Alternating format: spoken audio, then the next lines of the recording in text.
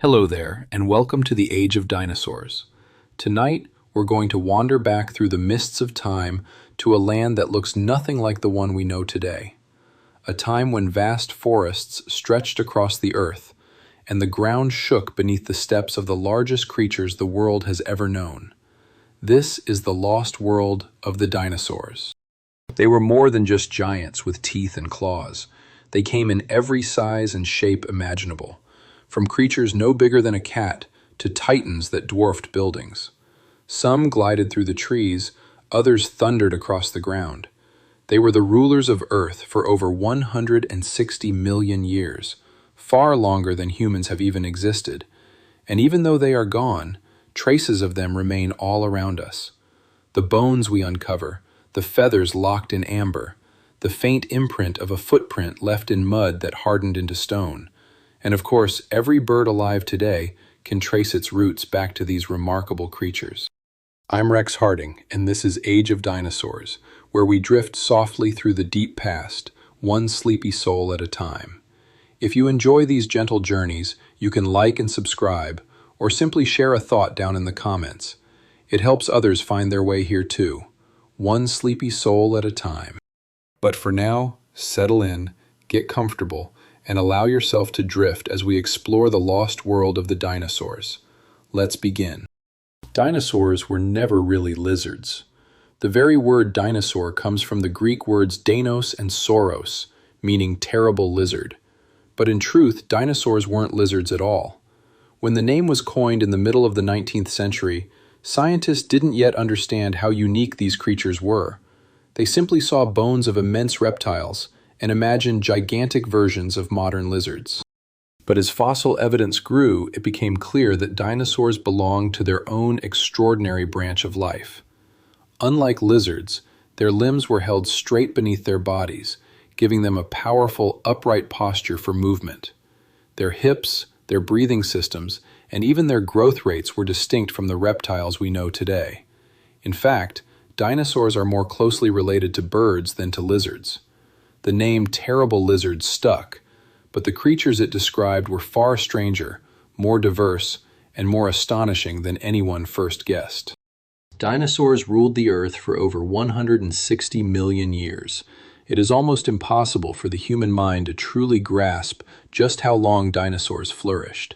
Our own species has only existed for a few 100,000 years, and recorded history covers only a few thousand. Dinosaurs, by contrast, reigned over the Earth for more than 160 million years, a span of time so vast that it stretches the imagination. Entire continents drifted and reshaped themselves, while dinosaurs adapted to new worlds.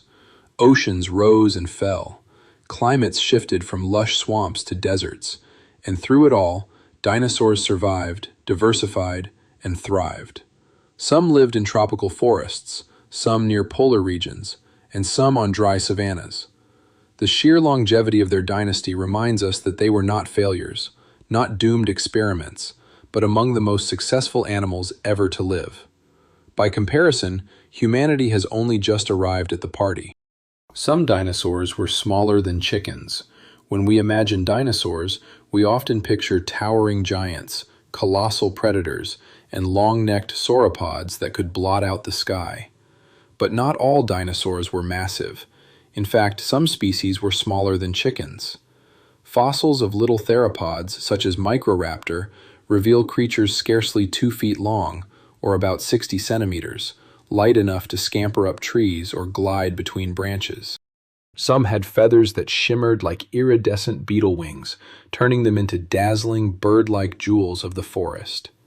These tiny dinosaurs were agile, quick, and probably curious little hunters of insects and small prey. They show us that dinosaurs weren't just about size. They filled every niche, from towering plant eaters to delicate feathered miniatures. When you hear the word dinosaur, it may be worth remembering not only the giants, but also these small, fragile forms that once shared the earth. Proof of the incredible variety that evolution can produce. The largest dinosaurs weighed more than a Boeing 747.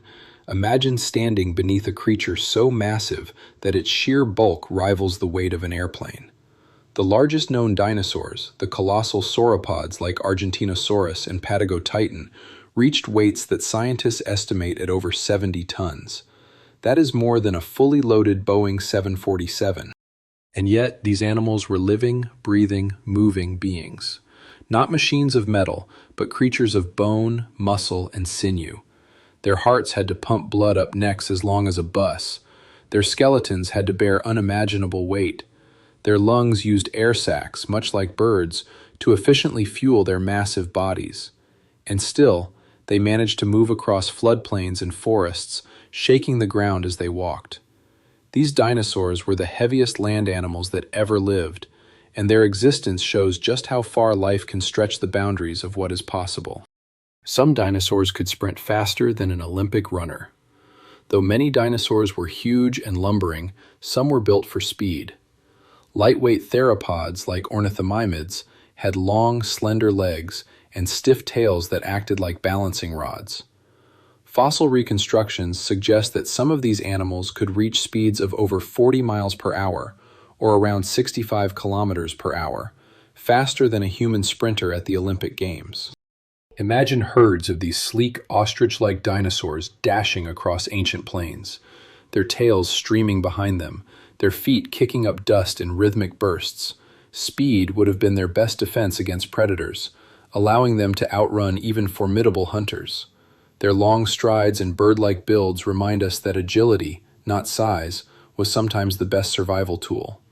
Just as modern gazelles or antelopes rely on speed, these nimble dinosaurs may have lived in a tense balance with predators, always running just fast enough to survive another day. And yet, the strangest revelations about these creatures are still ahead of us, waiting quietly in stone. The tiniest dinosaur egg ever discovered is smaller than a quail's. Not every dinosaur egg was a massive stone-like boulder. Some were surprisingly delicate.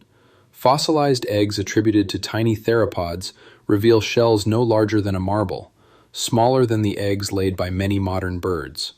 These miniature treasures remind us that dinosaurs, like all animals, began life in fragile beginnings. Imagine a nest tucked into soft earth, lined with vegetation, holding a clutch of tiny speckled eggs. From these would hatch feathered young no bigger than your hand, their survival uncertain in a world of predators. Such eggs show that dinosaurs, even the mightiest, had vulnerable starts. Fossils sometimes preserve entire nests frozen in stone, with embryos curled inside. Each tiny egg is a time capsule, carrying a story from millions of years ago. A quiet reminder that even the most powerful creatures on Earth began their journey in something small, delicate, and astonishingly fragile.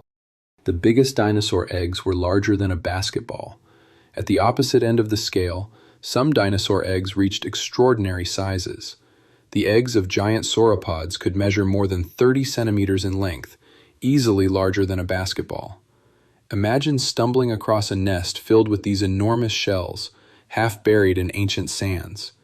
Each one contained a creature destined to grow into a titan stretching more than 30 meters long. And yet, even these giant eggs were small compared with the adults they would become. Scientists believe that sauropods laid many eggs at once, spreading their chances of survival, because most hatchlings were vulnerable. Fossilized nesting grounds reveal hundreds of eggs clustered together, entire colonies of sauropods returning year after year to the same safe places to lay their clutches. These vast nurseries tell us that even the largest dinosaurs relied on numbers and strategy to ensure that at least a few of their young survived. Many dinosaurs wore feathers, not scales. For generations, dinosaurs were imagined as scaly reptiles, their hides rough and leathery. But fossil discoveries in China and beyond have rewritten this picture. Many species, especially small theropods, had feathers. Sometimes simple downy tufts, sometimes elaborate plumes rivaling those of modern birds. These feathers may have kept them warm, displayed brilliant colors to attract mates, or even allowed gliding or primitive flight. Imagine a velociraptor not as a green, scaly predator, but as a bird-like hunter with sleek plumage darting through the undergrowth. Fossils have preserved such details so clearly that we can even see feather impressions spread like halos around the bones. Some species bore crests of quills, giving them dramatic silhouettes. These discoveries remind us that dinosaurs were not simply reptilian. They were closer to birds, vibrant and dynamic, wearing coats of feathers that transformed how we picture the ancient world. Some feathered dinosaurs glowed with shimmering colors. Feathers are not only for warmth or flight, they are also canvases for color.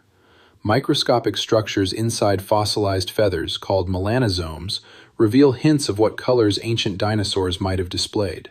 Some were matte black, others deep red, and some possessed iridescent qualities, shimmering like modern hummingbirds or starlings. Imagine a small dinosaur perched on a branch, its feathers catching the light in flashes of green, violet, and gold. These dazzling displays may have helped attract mates or establish dominance, much as peacocks do today. They also reveal how vibrant and alive the prehistoric world really was. Not a dull gray land of beasts, but a place filled with flashes of color, shimmer, and quiet spectacle. When we look at birds today strutting or singing in vivid hues, we are glimpsing echoes of the spectacular feathered dinosaurs that once ruled Earth's skies and forests. And yet, the mightiest jaws of all are still ahead in our story. The Tyrannosaurus rex could bite harder than any land animal ever known. Few creatures inspire awe quite like the Tyrannosaurus rex. Its jaws were designed for one thing alone: power. Studies show that its bite force could reach an almost unimaginable 5,500 kilograms, stronger than that of any other land animal in history. That is enough to crush bone clean through, turning prey into splintered fragments within seconds. Its teeth were not delicate knives, but thick, serrated tools shaped like bananas, perfect for gripping and tearing. When a Tyrannosaurus rex bit down, there was no escape. Bone, muscle, and armor all shattered beneath its power. And yet, the Tyrannosaurus rex was not merely a brute. Fossil evidence suggests that it may have hunted with strategy, ambushing prey with sudden bursts of speed. It may even have scavenged when the opportunity arose. Whatever the case, its jaw remains the ultimate symbol of predatory dominance, a force unmatched on land, past or present. The Stegosaurus had a brain the size of a walnut. Few dinosaurs capture the imagination quite like the Stegosaurus, with its tall, bony plates rising like sails and its fearsome tail tipped with spikes. Yet for all its impressive armor, the Stegosaurus had one of the smallest brains relative to body size of any known dinosaur. An adult weighing several tons carried a brain scarcely bigger than a walnut. For years, paleontologists puzzled over this. Some even speculated that Stegosaurus might have possessed a second brain near its hips to help control its massive body. But modern research suggests that this was not the case. Instead, the tiny brain likely reflected a slow, plant-focused lifestyle with little need for complex planning. Even so, despite its limited brain power, Stegosaurus thrived within its ecosystems, showing that intelligence is only one of many paths to success. It reminds us that survival sometimes depends more on armor and adaptation than on cleverness. And still, greater giants are waiting in the pages ahead. Sauropods grew to be longer than 3 school buses. The sheer size of sauropods defies comprehension. Creatures such as Diplodocus and Patagotitan grew so vast that their bodies stretched more than 30 meters from nose to tail, longer than 3 full-size school buses parked end to end. Standing beside one would have been like gazing up at a moving wall of muscle and bone. Their necks alone could extend more than 9 meters, allowing them to reach treetops or sweep across broad feeding areas without ever moving their enormous bodies. Their tails stretched behind them like living whips, balancing their colossal frames. How they supported such size is a question scientists still explore. Their bones were surprisingly lightweight, filled with air sacs much like those in modern birds, reducing weight without sacrificing strength. These giants reigned for millions of years, leaving behind fossils so immense that seeing them in person feels like stepping into another world. Drift for a moment, sleepy soul, with that image resting in your mind, because the strangest wonders of these ancient bodies are still ahead. Some dinosaurs, it turns out, carried as many as 1,000 teeth. When you picture a dinosaur's mouth, you might imagine a row of sharp fangs or heavy grinding plates. Yet some dinosaurs had truly astonishing dental arrangements. Hadrosaurs, the so-called duck-billed dinosaurs, carried hundreds of teeth arranged in intricate batteries, with replacements waiting patiently in line to emerge. In total, some species held more than 1,000 teeth packed into their jaws. These were not merely for show. They formed one of the most advanced chewing systems ever seen in a reptile, allowing hadrosaurs to grind through tough vegetation with an efficiency rivaling that of modern mammals. Their teeth worked like enormous food processors, slicing and shredding fibrous plants that would have been impossible for many other herbivores to digest. Even more remarkable, these teeth were continually replaced, so the dinosaurs never ran out of fresh grinding surfaces. Their dental power helped them flourish across continents, proving that in evolution, teeth can be as mighty as claws. Triceratops horns, meanwhile, could grow to nearly a meter in length. The Triceratops is one of the most recognizable dinosaurs, with its massive frill and 3 distinctive horns. Those horns were not simply decoration. The 2 above its eyes could grow to about a meter in length, curving forward like polished spears. Fossil evidence shows signs of wear, scratches, and even healed injuries, suggesting that Triceratops used them actively, whether in battles with predators like Tyrannosaurus rex or in duels with rivals of their own kind. Imagine herds of these great creatures, their horns locking in slow displays of dominance, or mothers lowering their heads to shield calves from danger. Combined with their wide frills, the horns may also have served as visual communication, signaling age, health, or readiness to mate.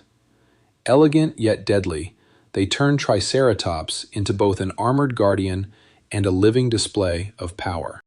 Ankylosaurs, for their part, carried armor so strong it could resist even the bite of a Tyrannosaurus rex.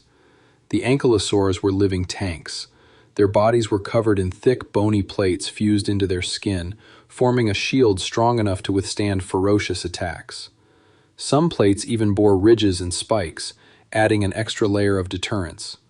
Their armor was so tough that even the bone-crushing bite of a Tyrannosaurus rex may have struggled to break through.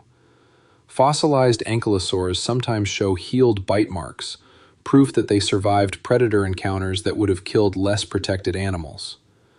As if that were not enough, many species also wielded heavy tail clubs, solid masses of bone that could swing with devastating force. A single blow could shatter bone, even crippling a predator. These features made ankylosaurs nearly impregnable, slow-moving fortresses of the late Cretaceous. In the dangerous arms race of predator and prey, ankylosaurs remind us that defense can be as awe-inspiring as offense. And listen closely now, because some dinosaurs carried tails tipped with weapons so extraordinary that they seem almost imagined. The back end of many ankylosaurs swung one of the most remarkable instruments nature ever devised, the tail club. Built from fused vertebrae and dense bone, these clubs could weigh many kilograms and were swung with the power of living wrecking balls. Imagine a predator approaching, jaws open, only to be met with a bone-cracking strike to the leg. A direct hit could break bones, leaving even mighty hunters crippled.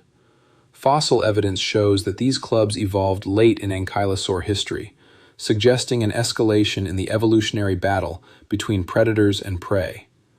They turned slow, armored herbivores into creatures not merely protected, but armed, capable of fighting back against even the deadliest attackers. In the world of dinosaurs, the tail club was one of evolution's most dramatic inventions, part shield, part hammer, part warning to any hunter daring enough to come too close. Others carried tails tipped with sword-like spikes. While ankylosaurs bore heavy clubs, other dinosaurs wielded very different weapons. The Stegosaurus, with its distinctive row of plates along its back, ended its tail with a set of long, sharp spikes, often 4 in number.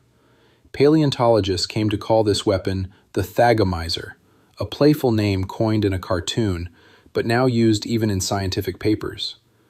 These spikes could reach nearly a meter in length, and fossil evidence shows they were sometimes broken or damaged, proof that they were used in combat. Picture a stegosaurus swinging its muscular tail in wide, deliberate arcs, the spikes cutting through the air like spears.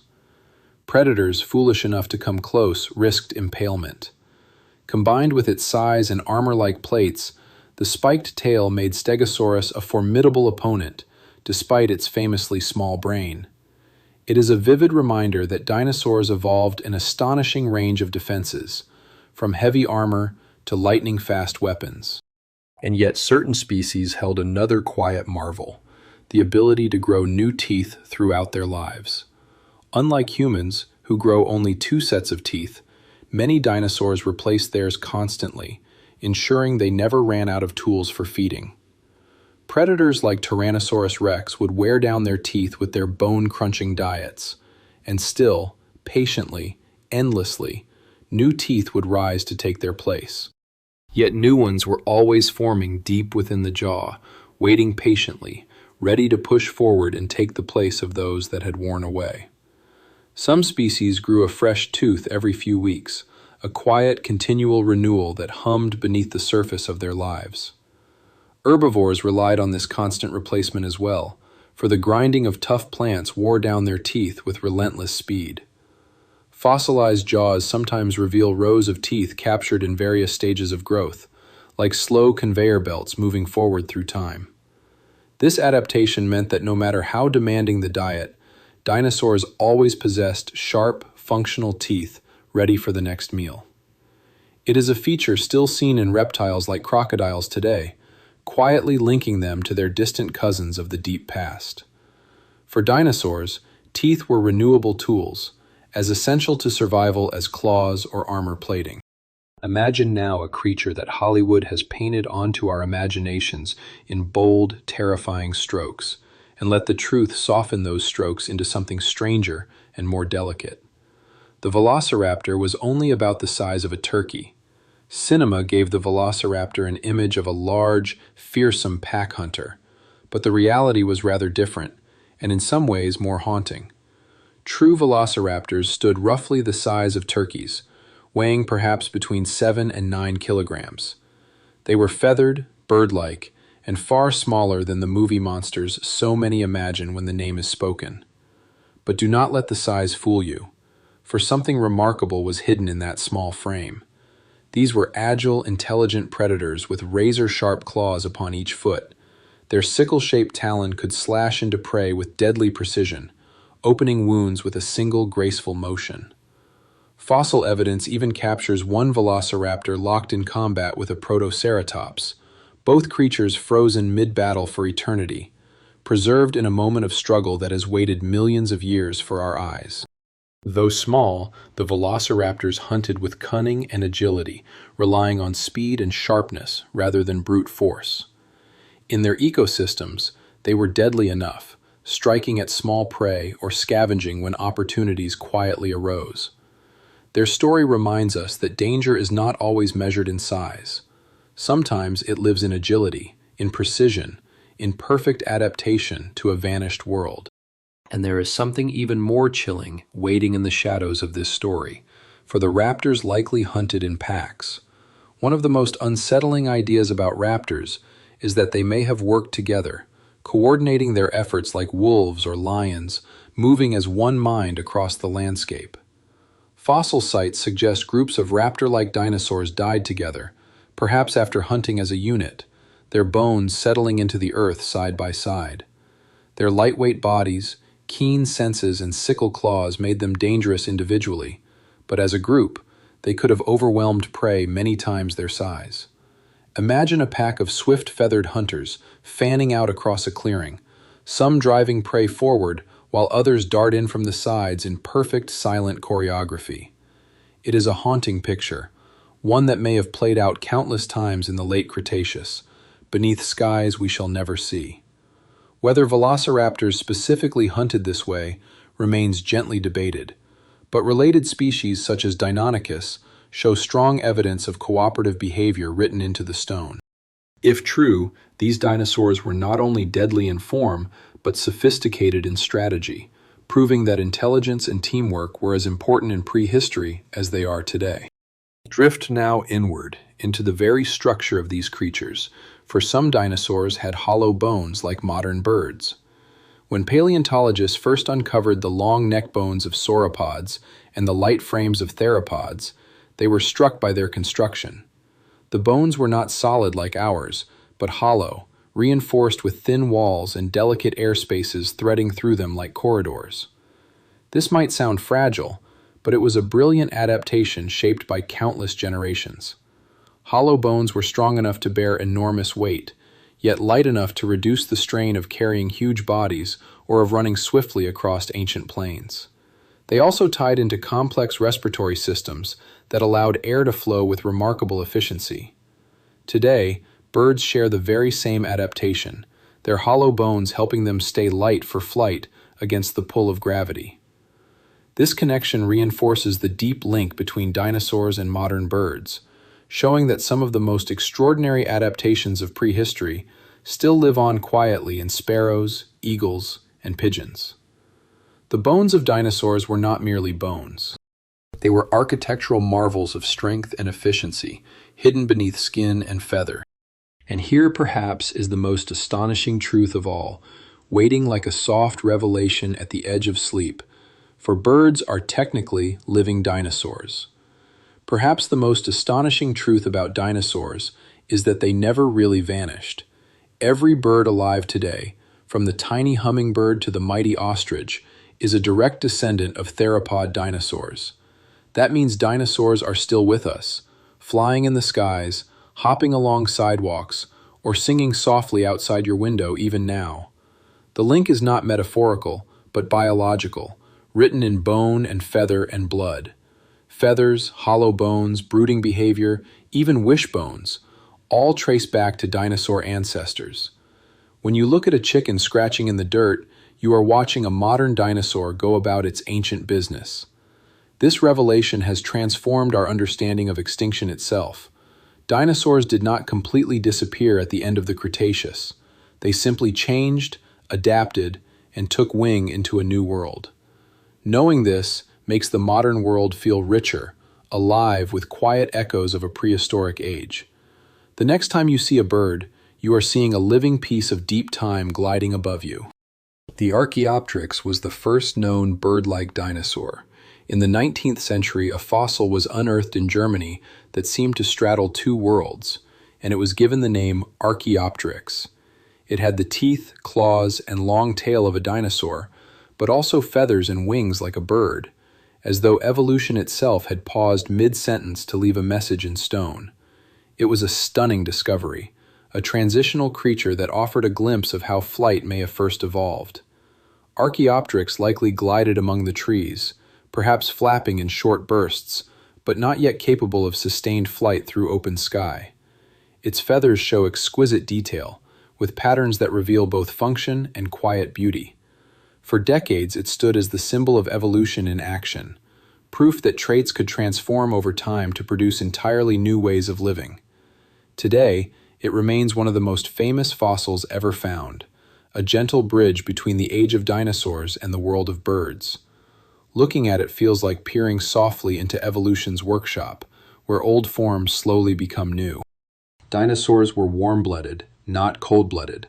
For years, dinosaurs were portrayed as sluggish, cold-blooded reptiles, basking in the sun for warmth like modern lizards upon a stone. But mounting evidence suggests many were warm-blooded, with metabolisms closer to birds and mammals than to reptiles. Growth rings hidden inside their bones, isotopic analysis, and the presence of feathers all point to creatures capable of maintaining steady internal temperatures against the shifting weather of their world. This would have given them the energy to be active hunters, long-distance walkers, and attentive parents watching quietly over their nests. Imagine herds of warm-blooded dinosaurs migrating across vast landscapes, their bodies generating gentle heat that carried them onward through shifting climates. This quiet shift in understanding transforms our vision of the prehistoric world. It was not a land of sluggish beasts, but a dynamic, softly bustling ecosystem of active, thriving animals. Dinosaurs were not merely enormous, they were energetic, warm, and alive in ways we once never imagined. Some dinosaurs carried built-in air sacs that allowed them to breathe with remarkable efficiency. Breathing at the scale of a giant sauropod is no simple task. To move enough oxygen through their bodies, many dinosaurs had evolved networks of air sacs connected to their lungs, much like modern birds. These sacs allowed air to flow in a single direction, ensuring a steady supply of fresh oxygen rather than the in-and-out system on which humans rely. This adaptation gave them extraordinary efficiency, fueling both the colossal size of sauropods and the high activity of smaller theropods. Fossilized bones with hollow chambers reveal where these sacs once rested. Picture a sauropod inhaling. Its enormous lungs, supported by vast airways, allowed it to process the air of its world with remarkable precision. This system helped them thrive in climates with oxygen levels different from those of today, a secret respiratory advantage written softly into their very bones. Diplodocus could whip its tail at the speed of sound. The tail of a Diplodocus was not merely long. It was a flexible, whip-like structure that may have reached almost unimaginable speeds. Some scientists believe it could be snapped with enough force to break the sound barrier, producing a small sonic boom. If true, it would have been one of the loudest sounds ever generated by any land animal in history. Whether this ability was used for defense, communication, or courtship is still gently debated, but the idea of herds of Diplodocus cracking their tails across prehistoric plains is breathtaking. The whip-like tail could also have served as a deterrent, startling predators or signaling dominance within the herd. Even if not every theory proves correct, the sheer potential written into the anatomy of Diplodocus shows how nature experimented with extraordinary adaptations. A single tail could be a balance, a weapon, and perhaps even a thunderous voice. Spinosaurus may have hunted both on land and in water. The Spinosaurus was unlike any other large carnivorous dinosaur. With its crocodile-like snout, conical teeth, and sail-like back, it was already unusual. But fossil evidence suggests something more. Spinosaurus may have been semi-aquatic, hunting in rivers and lakes as well as on land. Its bones were dense, helping it sink and move through water, and its powerful tail may have worked like a paddle. Imagine a predator longer than Tyrannosaurus, gliding beneath the surface like a reptilian crocodile, waiting to ambush fish or smaller creatures that drifted too close. It represents a remarkable departure from the stereotype of land-stalking predators. Spinosaurus reminds us that dinosaurs were endlessly inventive, filling niches we once thought impossible. It may have been the first truly aquatic dinosaur, a lord of both riverbanks and watery depths. Some dinosaurs could swim. For a long time, dinosaurs were imagined as strictly land-based creatures, but fossils and trackways reveal that many species were capable swimmers. Footprints preserved in ancient riverbeds show dinosaurs paddling with steady strokes, their claws scratching the bottom before pushing off into deeper waters. Even large theropods like T-Rex may have been able to cross rivers, their buoyant bodies keeping them afloat while their strong legs propelled them forward.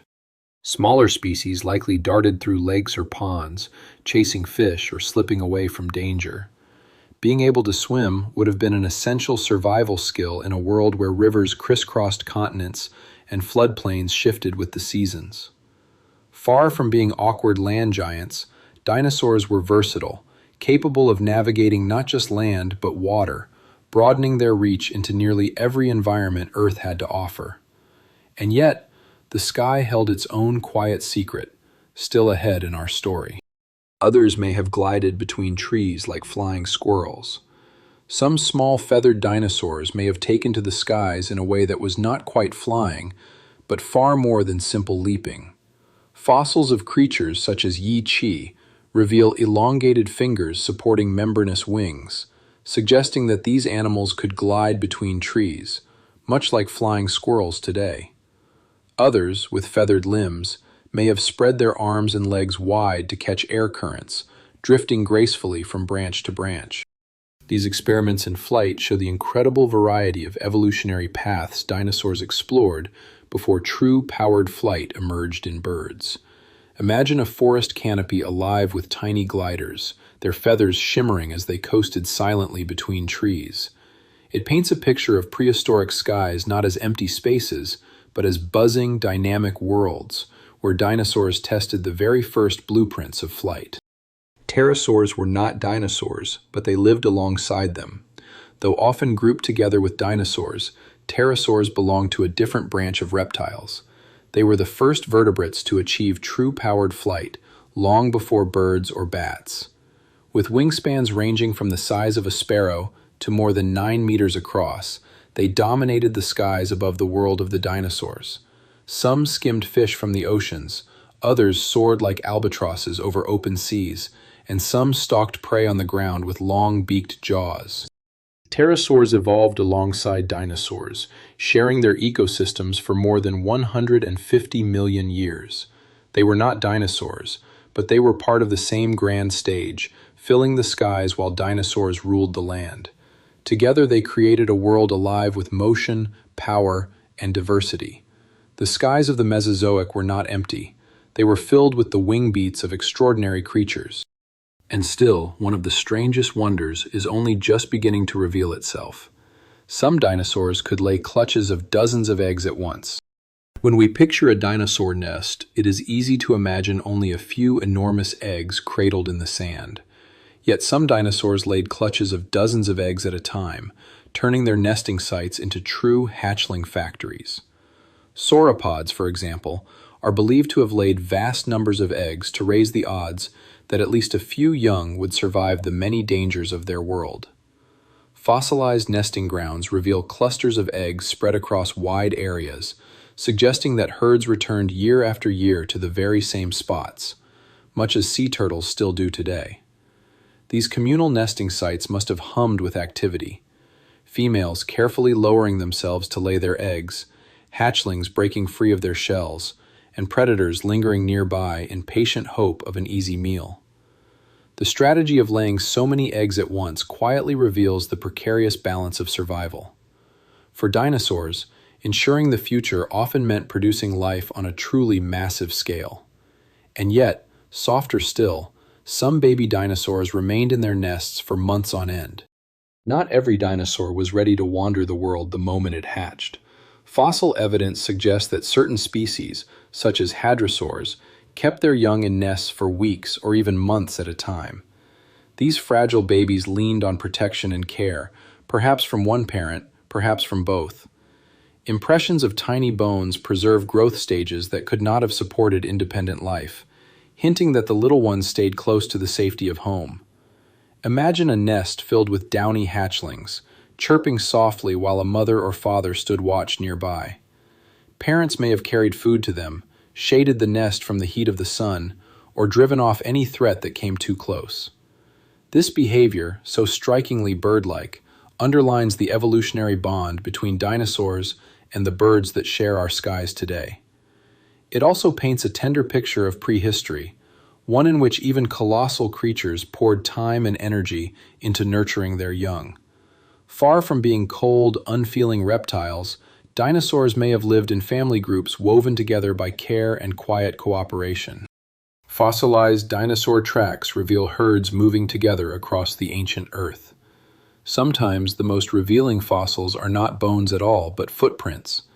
Vast, fossilized trackways show dozens, even hundreds of dinosaurs walking together in the same direction. These traces suggest that many species, including sauropods and hadrosaurs, traveled in herds, much like modern elephants or wildebeest. Walking in groups would have offered protection, with the strongest adults on the outside and the young sheltered safely in the center. The tracks also whisper of pace and rhythm. Some animals strolling side by side, others quickening or slowing their steps. In certain places, the tracks of predators appear alongside those of herbivores, a hushed snapshot of ancient life and death unfolding in stone. These pathways tell us about social behavior in ways that bones alone never could. They reveal that dinosaurs were not solitary wanderers, but often lived as part of complex communities, drifting across landscapes together in dynamic, ever-shifting herds. Some dinosaurs may have migrated hundreds of miles with the changing seasons, Migration is one of nature's most astonishing behaviors, and dinosaurs may well have been masters of it. Fossil evidence suggests that some species traveled enormous distances to follow food and favorable climates. Trackways in North America, for instance, hint at herds of hadrosaurs moving with the seasons, perhaps hundreds of miles at a time. Isotope studies of fossilized teeth support this idea, revealing chemical signatures that match water sources far apart from one another. Imagine long lines of dinosaurs marching across broad floodplains, mothers guiding their young, predators shadowing the herds at a distance, and ancient skies filled with pterosaurs soaring silently overhead. Seasonal migrations would have carried these travelers through changing environments, from lush forests to open plains, helping them endure the harshest of times. Just as modern caribou and wildebeest still undertake their epic journeys today, dinosaurs may have followed similar ancient patterns, drawn by instinct to chase abundance across whole continents. Dinosaurs lived on every continent, even Antarctica. They were, in the truest sense, global creatures. Fossils have been unearthed on every continent, from North America to Asia, from Africa to the frozen edge of Antarctica. During the Mesozoic era, the continents were arranged very differently, often joined together in vast land masses that made migration far easier. As Earth's plates slowly drifted apart, dinosaurs adapted to new environments, filling niches from deserts to forests to coastal wetlands. The discovery of fossils in Antarctica is especially striking. Though it is frozen and silent today, Antarctica once supported forests, rivers, and dinosaurs of its own. The presence of these creatures on all 7 continents shows just how adaptable they were. No matter the climate, no matter the geography, dinosaurs found ways to thrive. This global reach helps explain their incredible diversity, with unique species evolving in different regions of the ancient world. From the icy poles to the warm equator, dinosaurs left their footprints everywhere, a true planetary dynasty that spanned more of Earth than any other group of land animals in history. Antarctica itself once held forests full of dinosaurs. It is hard to imagine Antarctica without its icy deserts and its slow, grinding glaciers. Yet during the age of dinosaurs, the southernmost continent was a green and fertile place, blanketed in forests. Fossilized wood, delicate leaves, and dinosaur bones together reveal a land that was once warm enough to sustain lush plant life. Sauropods, theropods, and ornithopods all left their marks in that ancient soil. Long summer days bathed the forests in almost endless light, while winter plunged them into months of gentle darkness. Dinosaurs living in Antarctica had to adapt to these extreme cycles, perhaps growing thick coats of feathers or storing energy carefully to survive the long, quiet winters. These polar dinosaurs remind us how profoundly different Earth's climate once was. Imagine towering conifers stretching across the Antarctic landscape, herds of dinosaurs weaving softly among the trees, and the air rich with the scent of green vegetation. It is a vision of Antarctica that feels almost impossible to believe, and yet it is written plainly in stone for us to discover. And stranger still, dinosaurs once lived above the Arctic Circle as well. Just as Antarctica once cradled dinosaurs, so too did the far north. Fossils unearthed in Alaska and other Arctic regions reveal that dinosaurs once wandered near the North Pole.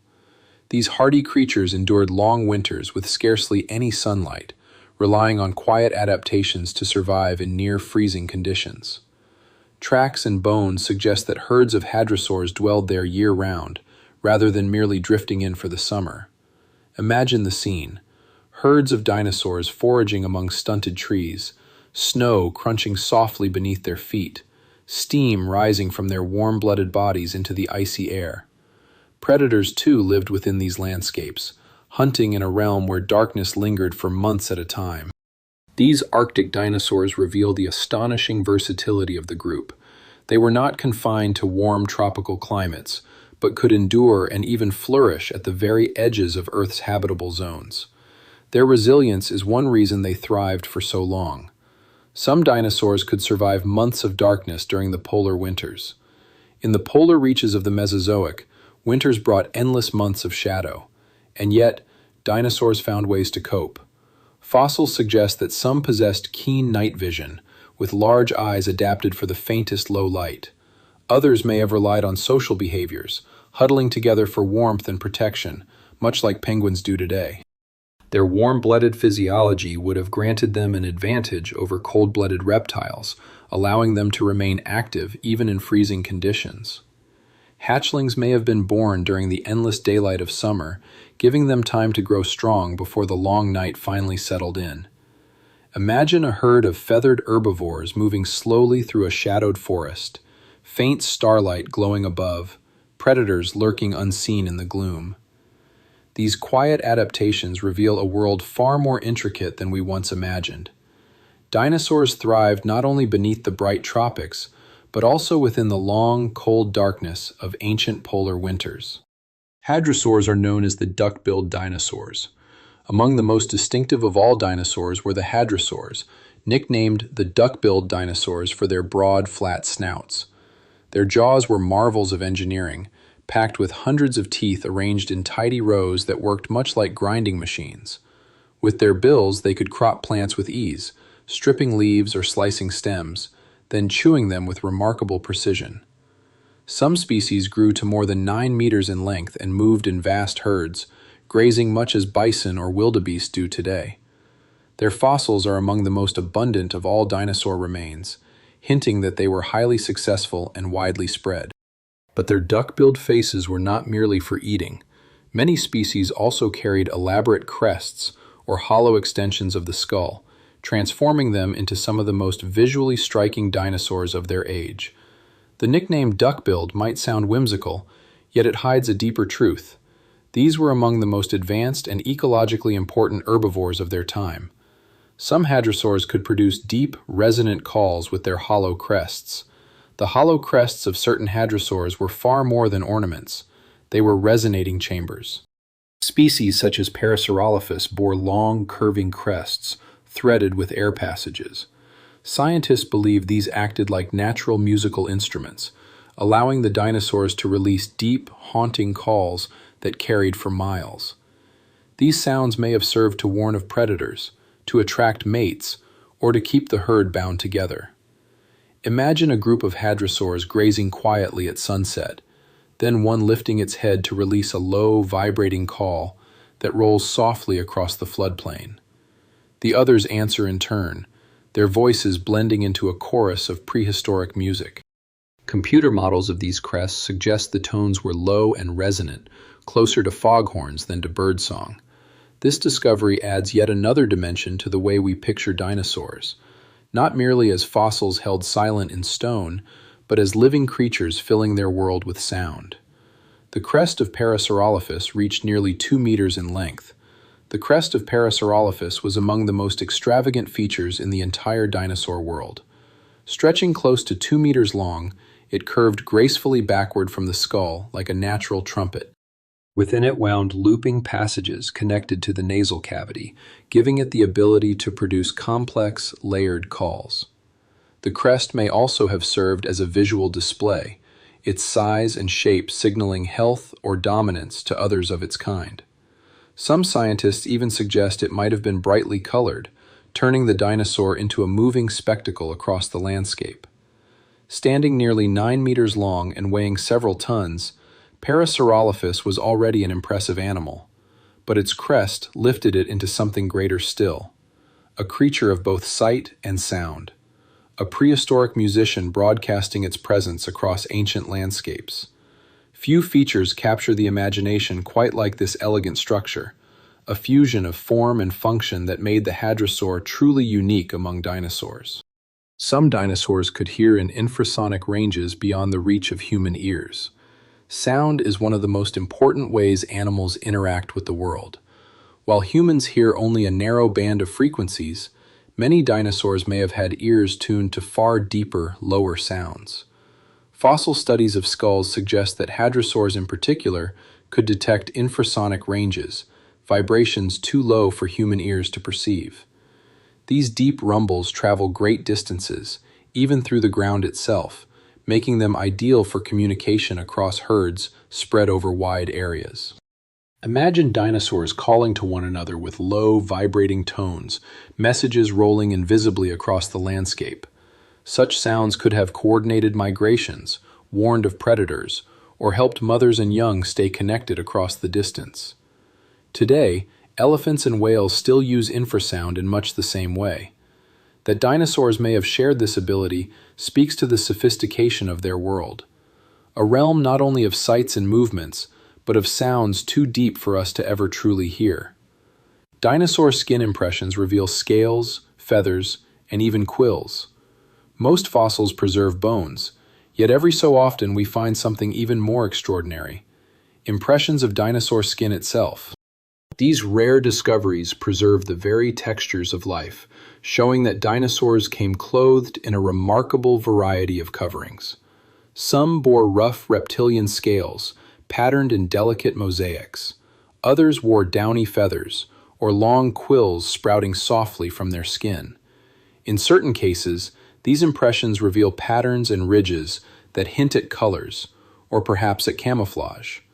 They tell us that dinosaurs were never uniform, never drab. They were textured, patterned, and wonderfully diverse.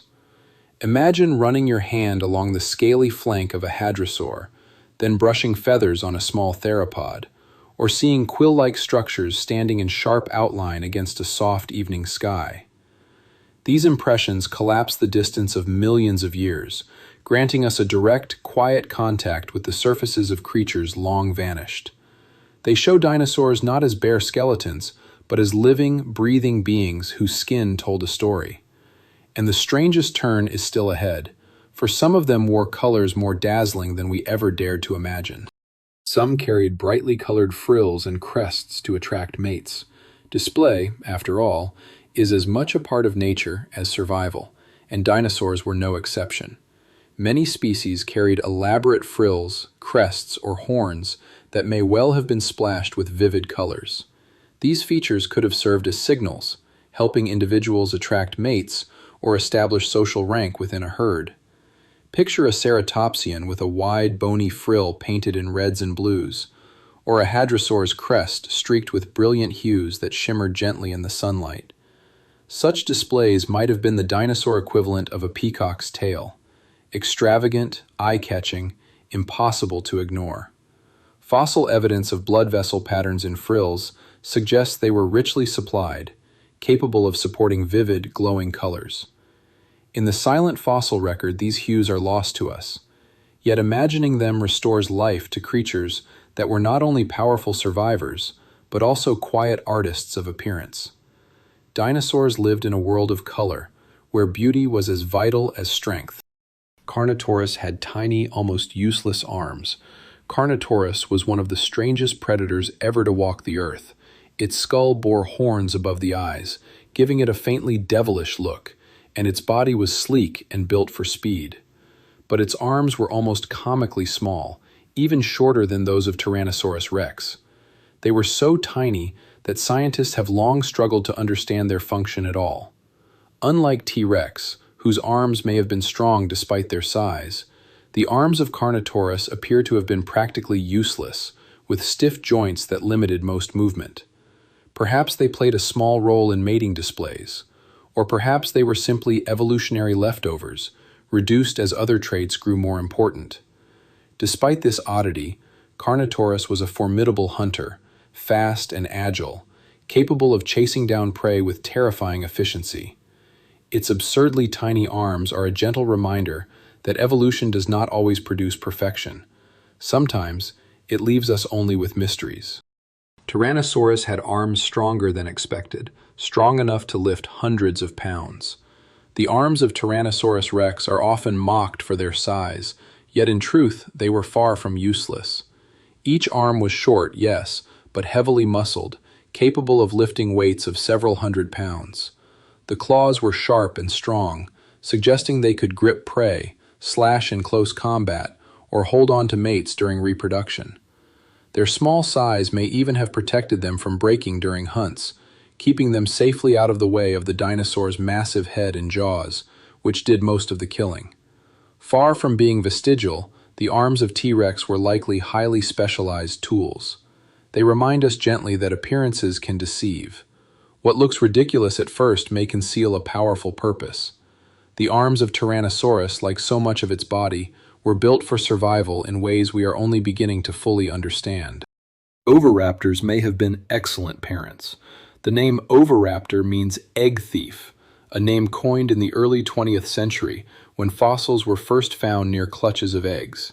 Scientists assumed the dinosaur was stealing them away, but later discoveries revealed something far different and far more tender.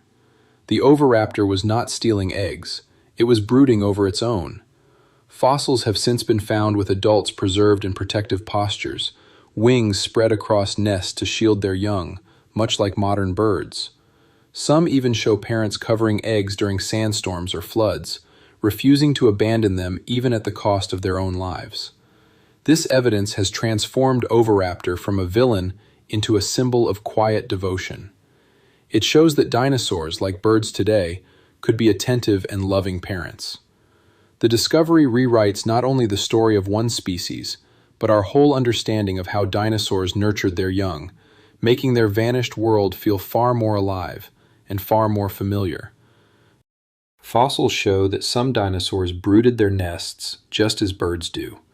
Beyond the oviraptors, several other species of dinosaurs have been discovered, preserved atop nests, frozen in time in poses nearly identical to those of modern birds incubating eggs.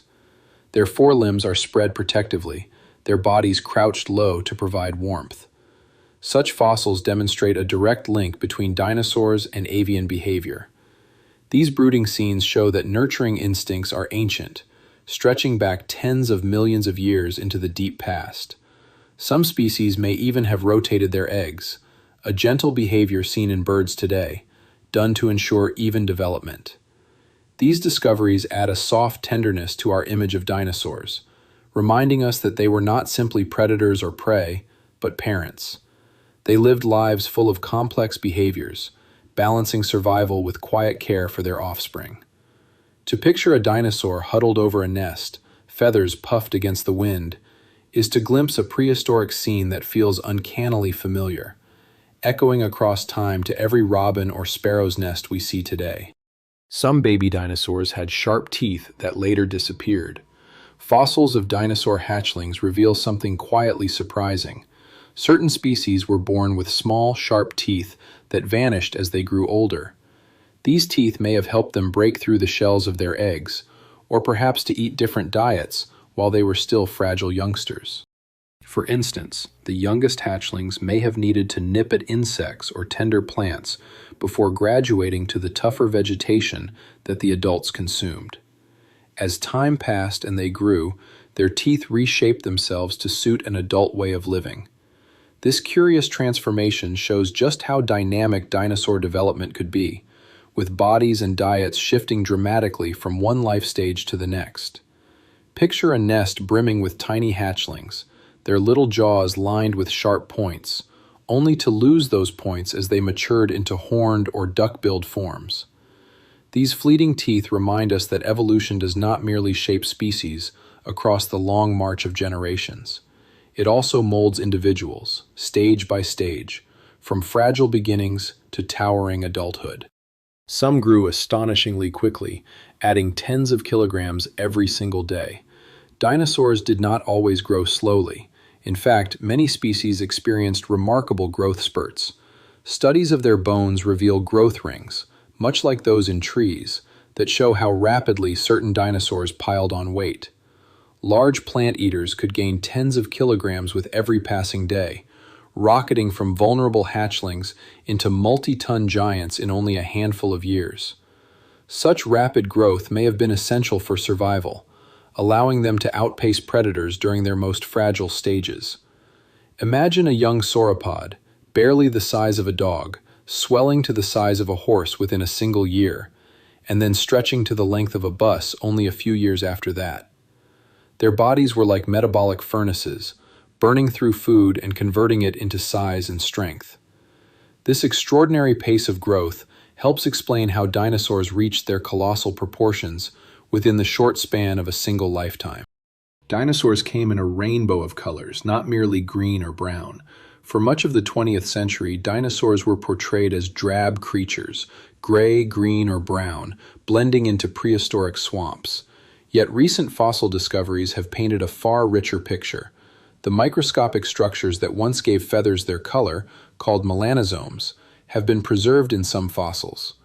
When scientists study them under powerful microscopes, they can compare their shapes to those found in modern birds and infer the colors they once produced. The results are astonishing. Dinosaurs came in a dazzling range of hues, from earthy tones to bold blacks, deep reds, and even shimmering iridescence. Picture a small raptor gleaming with blue and green like a hummingbird, or a feathered dinosaur glowing copper red in the sunlight. These revelations have transformed the way we imagine the ancient world. It was not a land of dull-colored beasts, but a vibrant, rainbow-filled planet alive with brilliant displays of feathers, scales, and patterns. Fossils have revealed traces of red, orange, black, and even iridescent hues. The discovery of preserved pigment structures within dinosaur feathers has given us direct evidence of their ancient palette. Some fossils show melanosomes shaped like rods and spheres, each type linked to particular colors in modern birds.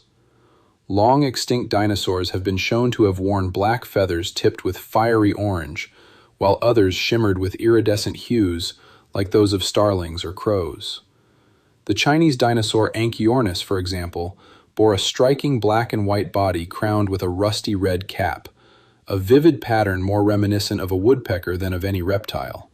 Such details collapse millions of years, giving us not just skeletons, but glimpses of living animals.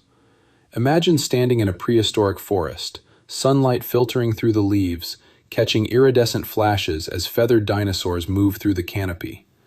Their colors were not merely tools of survival, they were signals, stories, and displays, adding a richer texture to the vivid tapestry of the Mesozoic world.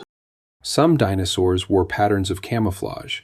Survival often depended on blending into the surroundings, and certain dinosaurs mastered this art. Fossil evidence has revealed banded patterns on some small feathered species, resembling the striping and mottling seen in modern birds. Such markings likely helped them hide in forests or grasslands, dissolving into shadow whenever predators prowled. Just as a tiger's stripes break up its outline today, these dinosaurs may have been painted in nature's own camouflage. Even large plant eaters might have benefited from patterns that softened their massive forms in the dappled light of the forest floor. Picture a small dinosaur crouched among the leaf litter, its striped body invisible until it suddenly darted forward to seize its prey. Camouflage tells us that dinosaurs did not rely solely on brute strength or armor. Many also depended on subtlety and stealth. It makes the ancient world feel alive with strategy, where color was not merely beauty, but a matter of life and death. And yet others most likely wore bold patterns to frighten off rivals. Camouflage was not the only purpose of color. Some dinosaurs probably flaunted bold, contrasting patterns to intimidate rivals or to attract mates. Just as a peacock's tail dazzles with impossible extravagance, some dinosaurs may have worn bright patches, bold stripes, or dramatic spots that were impossible to overlook. Modern birds show us how powerful such signals can be. A sudden flash of wings or a raised crest can transform a small bird into a spectacle. Imagine a ceratopsian with a frill painted in radiant blues and yellows rearing up to frighten off an opponent, or a raptor spreading its feathered arms to reveal bright, eye-catching patterns meant to startle prey or unsettle a rival hunter. Fossils give us clues in preserved pigments and feather structures, but much still remains guesswork. Even so, the evidence points toward a prehistoric world that was not only full of hidden camouflage, but also of bold living canvases that flaunted color with purpose. Ceratopsians carried frills that may have signaled the identity of their species. The ceratopsians, the horned dinosaurs like Triceratops, were crowned with vast bony frills that extended from the back of their skulls. While these frills may have offered some measure of defense, many were extravagantly shaped and riddled with openings, making them far less effective as shields. Instead, scientists believe these frills served as visual displays, perhaps used to signal identity, maturity, or health. Different ceratopsian species bore uniquely shaped frills, some with scalloped edges, others adorned with elaborate horns or spikes. Imagine herds of ceratopsians spread across a wide plain, each animal's frill flashing like a living banner, quietly communicating who they were and what they could offer. Just as antlers or manes carry messages among animals today, frills may have been prehistoric billboards of information. These ornate structures transform the skull into something more than mere bone, a social signal that shaped the lives of entire species, drifting softly across the ancient landscape. Pachycephalosaurs, meanwhile, carried domed skulls thicker than a baseball bat. Among the strangest of all dinosaurs were these creatures, known for their heavy, dome-shaped heads. Those rounded helmets of bone could be more than 25 centimeters thick, wider than any club a human might swing. Some species carried additional knobs and spikes ringing the dome, turning their heads into formidable natural weapons. Scientists have long debated the purpose of these unusual structures. Were they meant for defense against predators, or was the answer something quieter, something more social? The leading theory suggests they were used in contests between members of the same species, much like rams clash today upon distant hillsides. Imagine two pachycephalosaurs charging across a sunlit clearing, their domes crashing together with a bone-shaking force. The thick bone absorbed the impact, protecting their brains while delivering dramatic displays of strength. Such skulls remind us that in evolution, even the head itself can become a weapon, a tool for survival, for rivalry, and for spectacle. They may indeed have headbutted one another in slow, ritual contests. The thick skull domes of pachycephalosaurs were almost certainly not made for show alone. Fossils reveal healed injuries, gentle depressions, and old damage that suggest repeated impacts, supporting the idea that these dinosaurs collided head-first in patterned contests.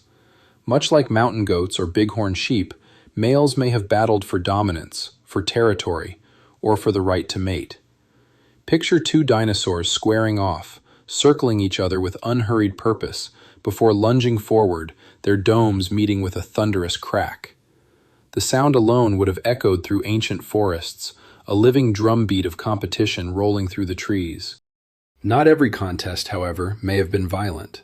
Some could have been mere displays, with head tilts and slow postures signaling strength without the need for full contact. These behaviors connect them to patterns still seen in animals today, where rituals of combat and display quietly decide the social order. The fossilized scars of pachycephalosaurs give us a small window into a world of prehistoric rivalry and ritual, drifting gently across the deep past. Friends, a small request. Support Age of Dinosaurs with a like. It helps the channel grow. Some dinosaurs, remarkably, could regrow broken horns. Horns were among the most striking features of many dinosaurs, from the long spears of Triceratops to the ornate headgear of ceratopsians and other species. But what happens when a horn breaks? Fossil evidence suggests that some dinosaurs could regenerate damaged horns, growing fresh tissue to repair or replace what had been lost. Studies of fossilized skulls show healed fractures and clear signs of regrowth, proof of a remarkable resilience woven into their biology. This ability would have been vital in a world where horns were used for combat, for defense, and for display. Imagine two ceratopsians locking horns in a slow clash, one horn snapping under the strain, only for the dinosaur to regrow it over time, ready once more to face another rival. Horn regeneration adds yet another quiet layer to our understanding of these creatures. They were not simply armored and armed, but capable of repairing the very weapons they depended upon. Evolution had equipped them for resilience as well as strength, softly and patiently, over countless generations. Raptors carried a killing claw that curved like a sickle. Raptors, small, agile predators such as Velociraptor and Deinonychus, bore one of the most iconic weapons of the dinosaur age, a sickle-shaped claw on each hind foot. This claw, often several centimeters long, was held clear of the ground to keep its edge razor-sharp. In combat, it could sweep down with deadly precision, tearing into prey. Imagine a raptor leaping forward, gripping with its forelimbs while driving the curved claw into its target, a maneuver both terrifying and elegantly efficient. The shape of the claw is so distinctive that it has become a symbol of predatory dinosaurs everywhere.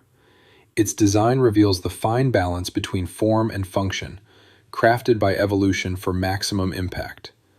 These claws made raptors some of the most dangerous hunters of their ecosystems, proving that great size was not necessary to become a fearsome predator. Sometimes, a single curved claw was weapon enough, resting quietly at the ready. Those claws, it turns out, were sharper than any steak knife. Fossilized raptor claws reveal edges that, when fresh, would have been sharp enough to slice through flesh with startling ease. Microscopic studies show grooves and wear patterns consistent with repeated cutting motions, much like blades honed through steady use. Imagine encountering a predator armed with knives strapped to its feet, striking with surgical precision through the dim green of a Cretaceous forest. Raptors could leap and kick, delivering slashing wounds that quickly overwhelmed their prey. Combined with their agility and intelligence, these claws turned relatively small dinosaurs into lethal hunters. Some scientists even suggest the claws were used not only for killing, but also for gripping, for pinning prey in place while the raptor's jaws delivered the final bite. Either way, they were devastating tools. These claws remind us that evolution can create weapons as refined and efficient as anything humans have ever forged. They were natural blades, sharper than steel knives, carried into battle millions of years before we ever walked the earth.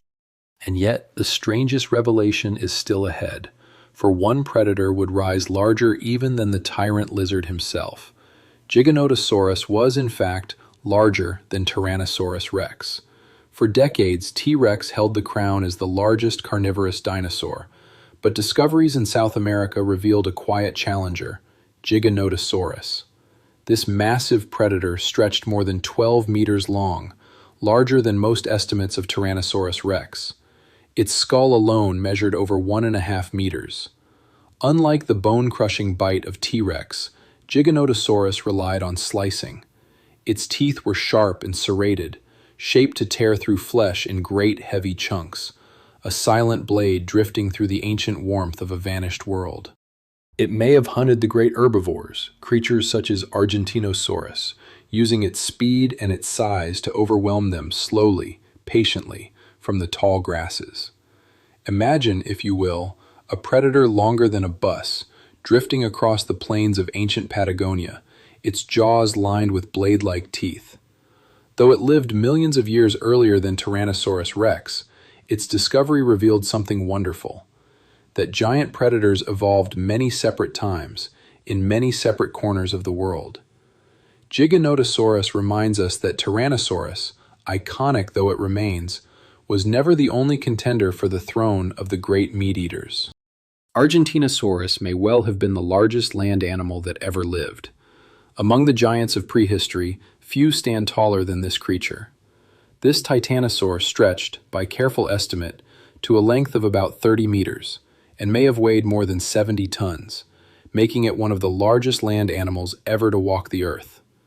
To picture its scale, imagine a living thing longer than a basketball court, and as heavy as more than a dozen elephants standing together in silence.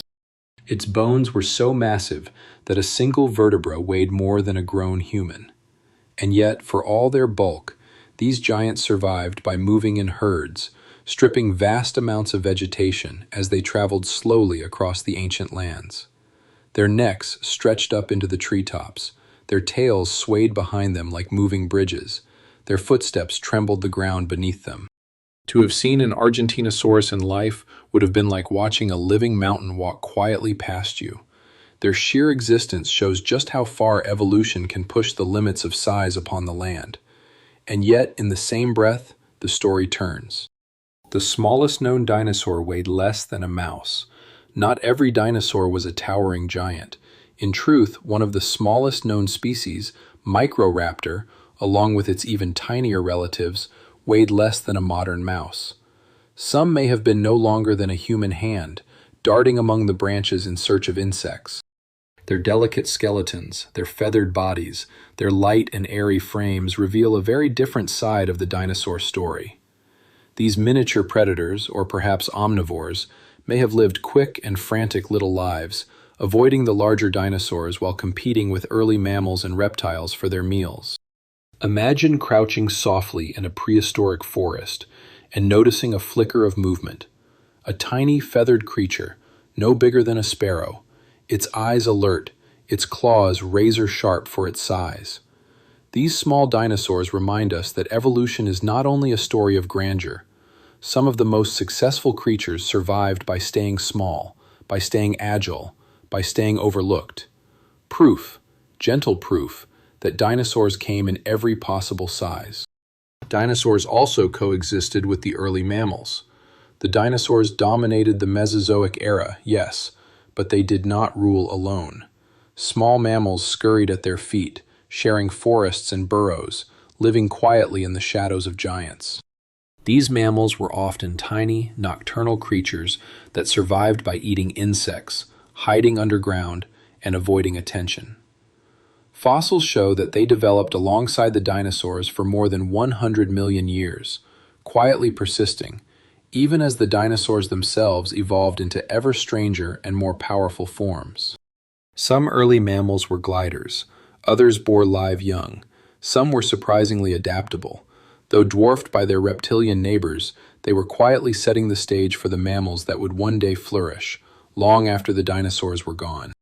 Imagine a Mesozoic night, the forest alive with the roars and footsteps of dinosaurs, while beneath the soft ferns, small furry creatures scurried in secret. Their coexistence was a delicate balance, giants above, survivors below, together shaping the course of life's long future. And yet, in the hush of that forest, something even more surprising was unfolding. Some of these mammals even preyed upon baby dinosaurs. While most mammals of the dinosaur age were small and vulnerable, some were bold enough to hunt. Fossils have revealed tiny mammals with dinosaur bones still resting in their stomachs, proof that at least a few preyed upon the hatchlings. These daring hunters were likely opportunists, taking advantage of nests left unguarded, or targeting newly hatched dinosaurs, still fragile and weak. Imagine, softly, a scene in which a mammal no bigger than a house cat sneaks into a nest, its sharp teeth tearing into baby dinosaurs before it darts back once more into the shadows. For all their size and all their power, the dinosaurs were not invincible. Their young were vulnerable, and even the smallest of creatures found ways to exploit them. This gentle reversal of roles reminds us that ecosystems are complex, and that even the rulers of the earth had to contend with dangers arriving from the most unexpected places. Dinosaurs and flowers evolved around the same time. The age of dinosaurs was not only a story of animals, it was also a time of profound change in the world of plants. Around the middle of the Cretaceous period, flowering plants began to spread. Before this, ferns, conifers, and cycads had dominated the landscape. But now flowers brought new colors, new scents, and new strategies for reproduction. Dinosaurs walked through forests that were slowly blooming, filled with early blossoms unlike anything ever seen before.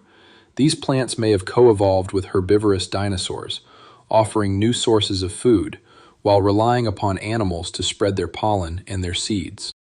Imagine a hadrosaur grazing among the cycads, then lifting its head to pluck at bright and fragrant flowers, scattering soft petals across the ground. The rise of flowering plants reshaped ecosystems forever, laying the quiet foundation for the modern landscapes we know today. The dinosaurs were there, in the very beginning, to witness the first gardens the Earth ever produced. By the end of the Cretaceous, flowering plants had come to dominate the Earth. What had begun as a quiet spread in the Middle Cretaceous slowly became a revolution. By the time the last dinosaurs walked the land, flowering plants had come to dominate most ecosystems. Forests and plains alike were filled with blooms, with fruits, and with seeds. This change transformed the diets of the herbivorous dinosaurs, giving them access to new types of food.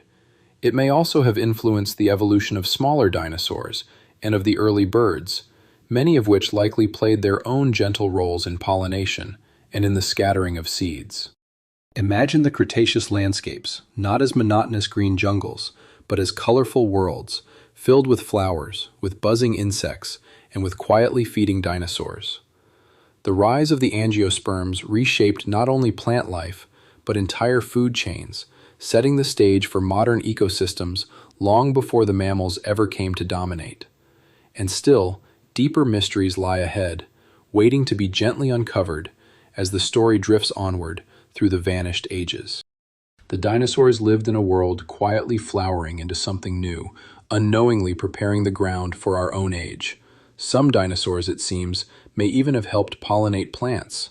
If flowering plants rose during the age of dinosaurs, it is quite likely that certain dinosaurs helped them to spread.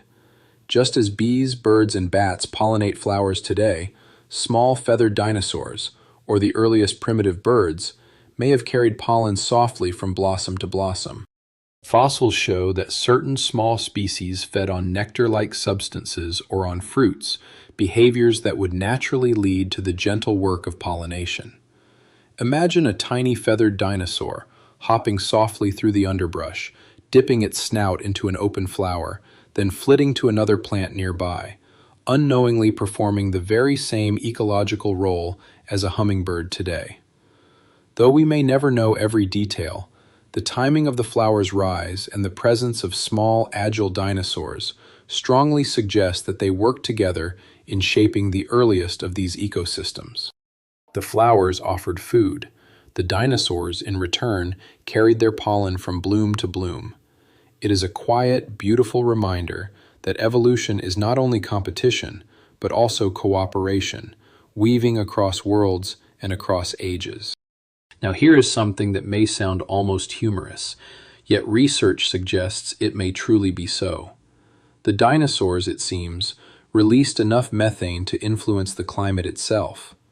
The giant sauropods in particular may have produced enough methane through their digestion to gently warm the earth.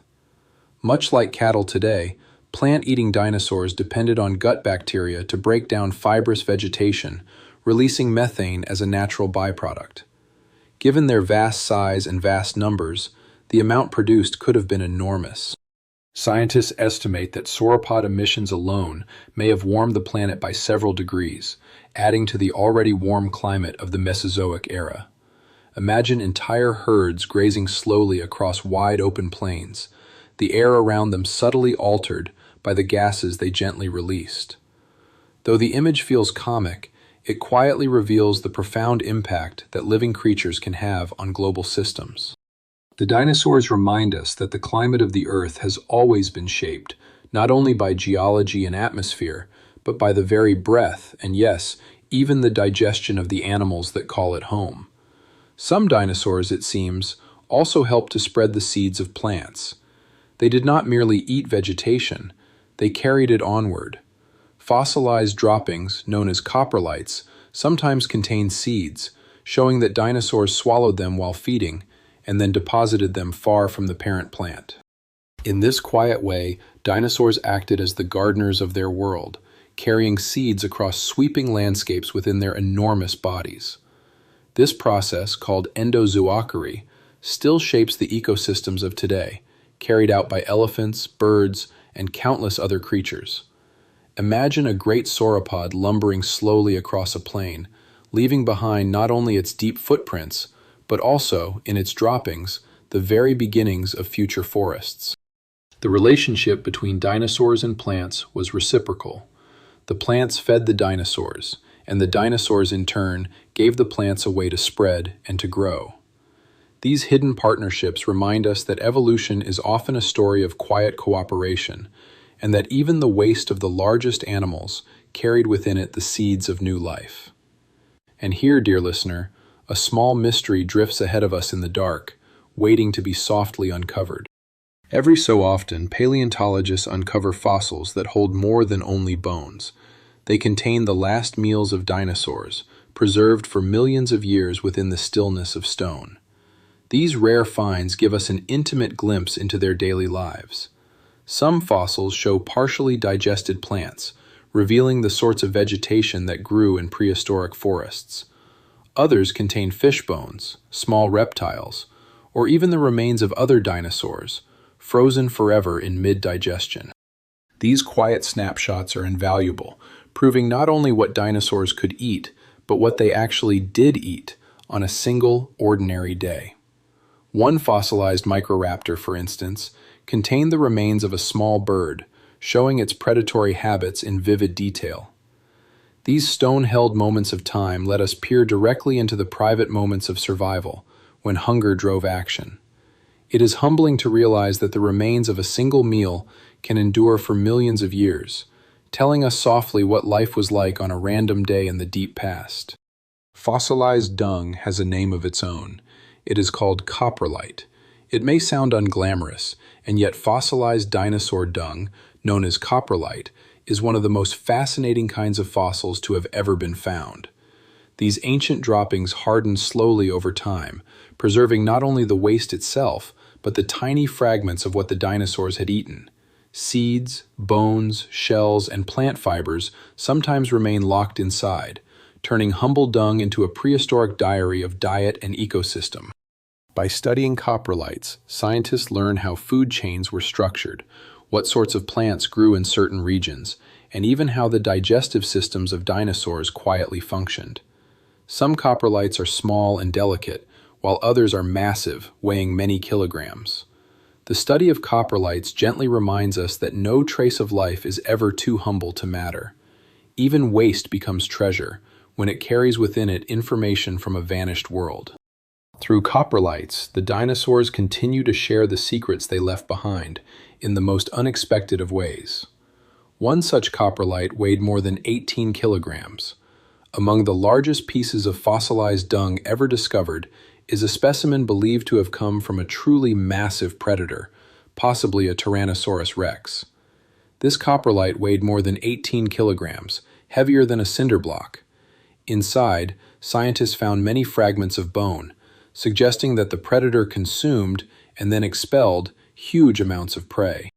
Discoveries such as this one are astonishing because they offer direct evidence of just how much food the great dinosaurs consumed and how their digestive systems handled it all.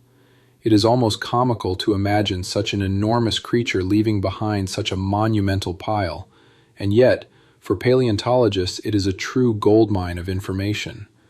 Large coprolites tell us about diet, about metabolism, and even about the speed of digestion itself. What at first seems humorous quickly becomes quietly awe-inspiring. Even the waste of the largest of dinosaurs was so immense that it became part of the fossil record itself, enduring through deep time as a record of life's most basic and essential processes. And still, another softer secret drifts closer through the mists ahead. For some dinosaurs, it seems, swallowed stones to help them grind their food. Just as some modern birds swallow grit to aid digestion, certain dinosaurs would gulp down smooth stones called gastroliths to help grind tough plant material inside their stomachs. Without chewing teeth like ours, plant-eating dinosaurs needed another way to break down fibrous leaves and stems. The stones tumbled around in their muscular stomachs, pulverizing food before it moved deeper into the digestive tract. Fossils have been found with clusters of these polished stones nestled inside the rib cages of sauropods and other herbivores. Over time, the rocks became smooth and rounded from the constant grinding within. Imagine a massive sauropod grazing on rough vegetation, then relying on a handful of swallowed stones to help process the meal. This adaptation shows how evolution often finds clever solutions with the simplest of tools. Stones that once rolled along riverbeds became part of the machinery of digestion in some of Earth's largest animals. These stomach stones are called gastroliths. The term for these swallowed stones is gastroliths, from Greek roots meaning stomach stones. They have been found not only in dinosaurs but also in other prehistoric reptiles, and even in some marine creatures like plesiosaurs. The presence of gastroliths helps confirm behaviors that bones alone cannot reveal. Their polish and wear show that they were not swallowed by accident, but intentionally, serving a real purpose in digestion. In some fossils, gastroliths are so plentiful they seem like small rock collections nestled within the skeleton. Scientists can even trace the origin of the stones, learning where dinosaurs may have traveled to find them. Today, some birds still use gastroliths, creating a direct link between modern and prehistoric digestion.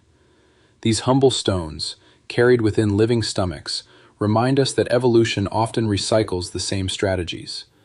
Gastroliths were nature's internal millstones, grinding life into fuel inside the bellies of giants. Sauropod necks could be longer than a giraffe's entire body. Among the sauropods, the long-necked giants, evolution created necks of staggering length. Some stretched over 9 meters, longer than the entire body of a giraffe. These colossal necks allowed sauropods to feed high in the trees or sweep wide areas of ground vegetation without moving their enormous bodies. The engineering involved is extraordinary. Lightweight, air-filled bones reduced weight, while strong muscles and tendons supported and moved the necks.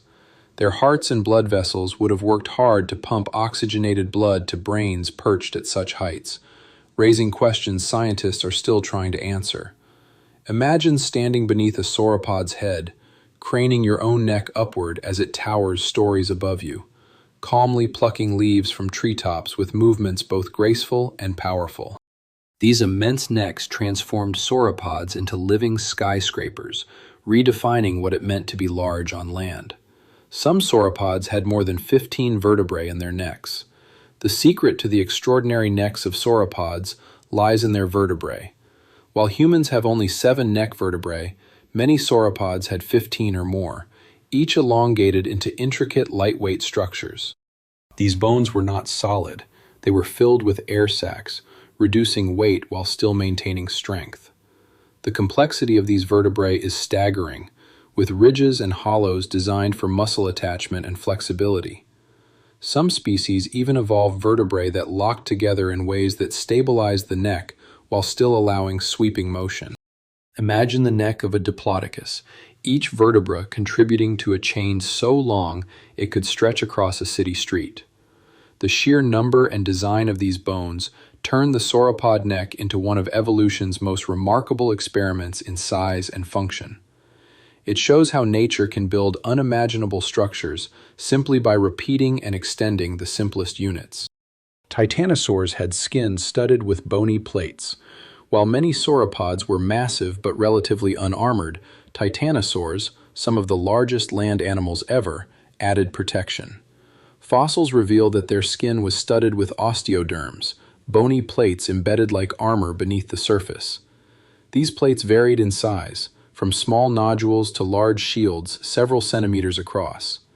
They may have deterred predators or provided display features, catching the light as the giants moved. The idea of a creature longer than a basketball court, its hide glinting with natural armor, is both inspiring and intimidating. These osteoderms link titanosaurs to other armored reptiles like crocodiles and ankylosaurs, showing how evolution repeatedly returned to bony skin as a defensive strategy. For titanosaurs, it added yet another layer of resilience to bodies already at the edge of what nature could sustain. Their armored hides made them living fortresses as well as giants. Certain sauropods held their necks like giant vacuum hoses. Not all sauropods carried their necks upright like giraffes. Some species, like Diplodocus, seem to have held their necks out horizontally, sweeping them from side to side like colossal vacuum hoses. This posture would have allowed them to strip wide areas of vegetation without moving their massive bodies, conserving precious energy. Imagine a Diplodocus standing still, its 9-meter neck swaying gently across a meadow, its jaws plucking ferns and leaves in graceful arcs. This feeding strategy turned the neck into a scythe, cutting broad swaths through prehistoric forests.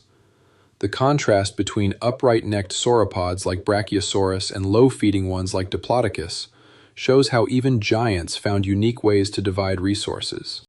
Their necks were not just long, they were versatile tools, shaped by evolution into different feeding machines, letting multiple species of giants coexist without ever competing for exactly the same food. And yet the strangest silhouette is still ahead, for the Brachiosaurus stood as tall as a 5-story building. Among the tallest of all dinosaurs stood Brachiosaurus, a creature whose neck reached higher than a five-story building. Its front legs were longer than its back legs, tilting the entire body upward like a living crane. This unique posture gave it a towering presence, allowing it to browse leaves no other herbivore could reach. Imagine walking through a Jurassic forest and looking up to see a Brachiosaurus calmly feeding above you, its head lost somewhere within the canopy. Fossils reveal that its size was matched by strength. Its massive heart pumped blood with astonishing force to reach that elevated brain. Standing beside one would have been like standing at the foot of a building that could walk. Its sheer height made it one of the most breathtaking creatures of the Mesozoic, a skyscraper of flesh and bone. Some dinosaurs carried their nostrils high upon their heads. Brachiosaurus and certain other sauropods had nostrils placed unusually high on their skulls, near the very tops of their heads. For years, this led scientists to imagine them wading through rivers like giant hippos, their nostrils working as snorkels. While that idea has since fallen out of favor, the placement remains intriguing. It may have helped with breathing while browsing high vegetation, or it may have played a role in sound production, turning their skulls into resonating chambers. Some researchers even suggest the elevated nostrils were linked to display, swelling with air during calls or social encounters. Imagine a Brachiosaurus lifting its head skyward, its nostrils flaring as it released a deep, rumbling call that vibrated through the forest. Whatever the exact function, these lofty nostrils remind us that even the smallest details of anatomy can carry mysteries, clues to lives lived in ways we are still trying to piece together. Dilophosaurus wore twin crests upon its skull. An early Jurassic predator, Dilophosaurus was distinguished by a pair of crests rising from its head. These thin, delicate structures were almost certainly too fragile for combat, suggesting they existed for display. Brightly colored crests could have signaled health, maturity, or dominance, making them important in social or mating behavior. Fossils show a creature about 6 meters long, one of the largest predators of its time.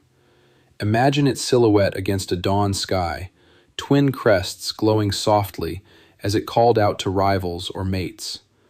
The crests turn this predator from a simple hunter into a showpiece of evolution, balancing deadly jaws with quiet elegance. Though popular culture has portrayed it with frills and venom, the real Dilophosaurus needed no embellishment. Its twin crests were striking enough on their own, making it one of the most distinctive carnivores of the Jurassic. It almost certainly did not spit venom as it did in Jurassic Park. The film famously depicted Dilophosaurus as a small, venom-spitting dinosaur with a dramatic flaring frill. While the scene terrified audiences, there is no fossil evidence to support venom or frills in this species. In reality, Dilophosaurus was much larger, about 6 meters long, and it relied on powerful jaws and agility rather than chemical weapons. The movie's version was pure fiction, crafted for cinematic effect. Still, the myth lingers, making Dilophosaurus one of the most misunderstood dinosaurs. The truth, however, is no less fascinating. With its twin crests and predatory build, it was already a remarkable creature without any need for venom. Its story reminds us how popular culture can blur the lines between fact and fantasy, and how science, in turn, can restore the wonder of the real animal. Dilophosaurus did not need Hollywood's inventions. It was already extraordinary. Velociraptors did not look the way the movies imagined them. They were feathered. The sleek, scaly raptors of Jurassic Park are iconic, but they are not accurate. True velociraptors were small, turkey-sized predators covered in feathers. Fossils from Mongolia reveal quill knobs along their arms, the same anchoring structures where feathers attach in modern birds. These feathers likely helped with balance, display, and insulation, though not with true flight. Imagine a velociraptor darting through the underbrush, feathers ruffling as it moved with bird-like grace. Its size was modest, but its intelligence and agility made it a formidable hunter. The feathered truth transforms our vision of raptors from reptilian monsters into bird-like predators, more hawk than lizard. This revelation does not diminish their fear factor. If anything, it sharpens it. turning them into swift, living links between dinosaurs and modern birds. Velociraptors were not scaly nightmares, but feathered hunters with a strikingly modern appearance. Tyrannosaurus rex likely did not roar. It may instead have made deep, rumbling sounds. The iconic roar of Tyrannosaurus rex is a Hollywood invention. Fossils cannot directly tell us what dinosaurs sounded like, but comparisons with modern relatives, birds and crocodiles, suggest something very different.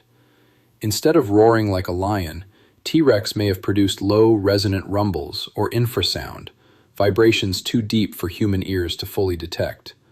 Such sounds can travel long distances, shaking the ground and carrying through the trees.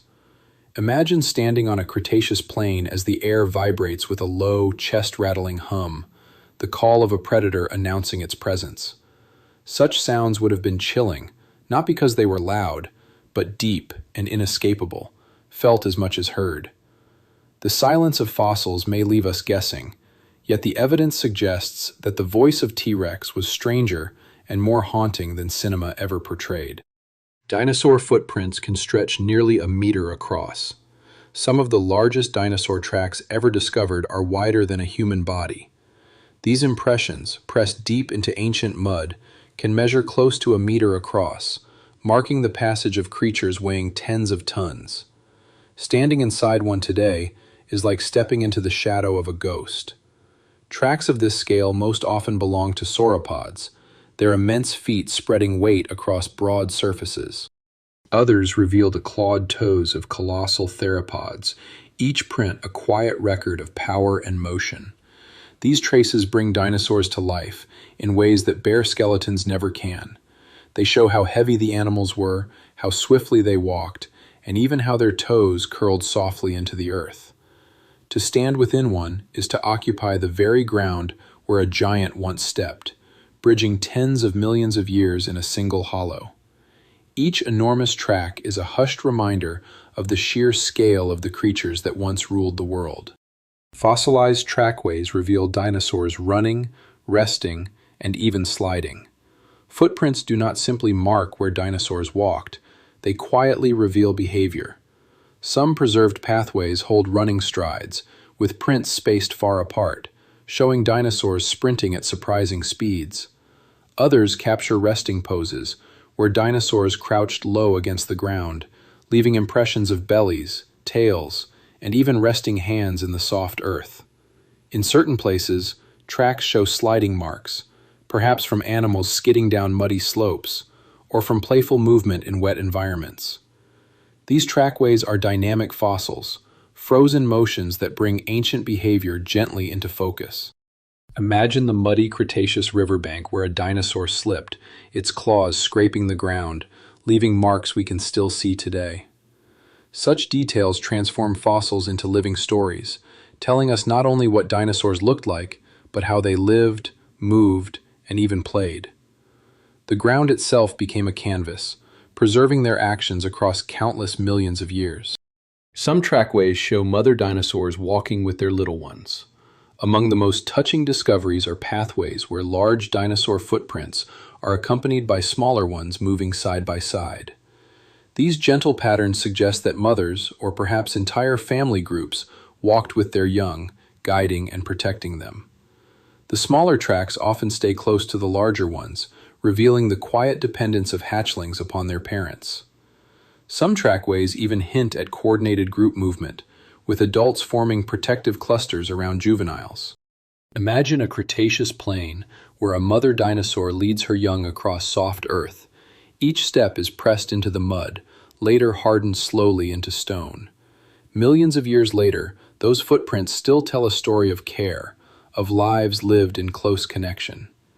These prints remind us that the bonds between parent and child stretch back deep into prehistory, written not in words, but in stone paths carved by walking feet. And yet, as tender as these traces feel, the greatest mystery is still ahead. For the deeper we wander into this lost world, the more it seems to whisper that we have barely begun to know it. There are more than 1,000 known dinosaur species. The diversity of dinosaurs is staggering. To date, scientists have identified over 1,000 distinct species, and new ones are named almost every month. These range from tiny bird-like predators no larger than a pigeon to the greatest creatures ever to walk the land. Each species adapted to its own quiet niche, filling forests, plains, deserts, and wetlands.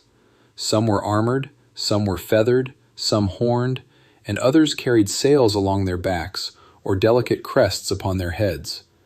The sheer variety shows how successful dinosaurs truly were, thriving on every continent for more than 160 million years. And the list is far from complete. Countless species remain undiscovered, their fossils still resting within the rock. Imagine all the forms we have not yet seen, colors, shapes, and adaptations beyond anything we have dared to dream. Dinosaurs were not simply giants. They were an endlessly diverse tapestry of life, woven softly across deep time. New species are discovered almost every month. The age of dinosaur discovery is far from over. With ongoing excavations and advances in technology, paleontologists continue to uncover new species at a remarkable pace.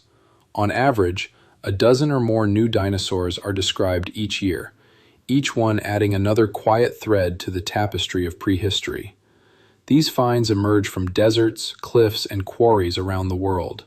From China's feathered raptors to South America's titanosaurs, some discoveries rewrite what we thought we knew, revealing unexpected features such as sails, crests, or strange feeding habits. Imagine the hushed excitement of brushing dust from a fossil that belongs to a species no human has ever seen before. Each new name carved into scientific history brings the ancient world gently back into focus, reminding us that dinosaurs were even more diverse and more wondrous than we ever imagined. The story of dinosaurs is still unfolding, millions upon millions of years after they last roamed the earth. Some fossils are found by pure accident. Not every dinosaur discovery comes through careful excavation. Some of the most remarkable fossils have been stumbled upon entirely by chance.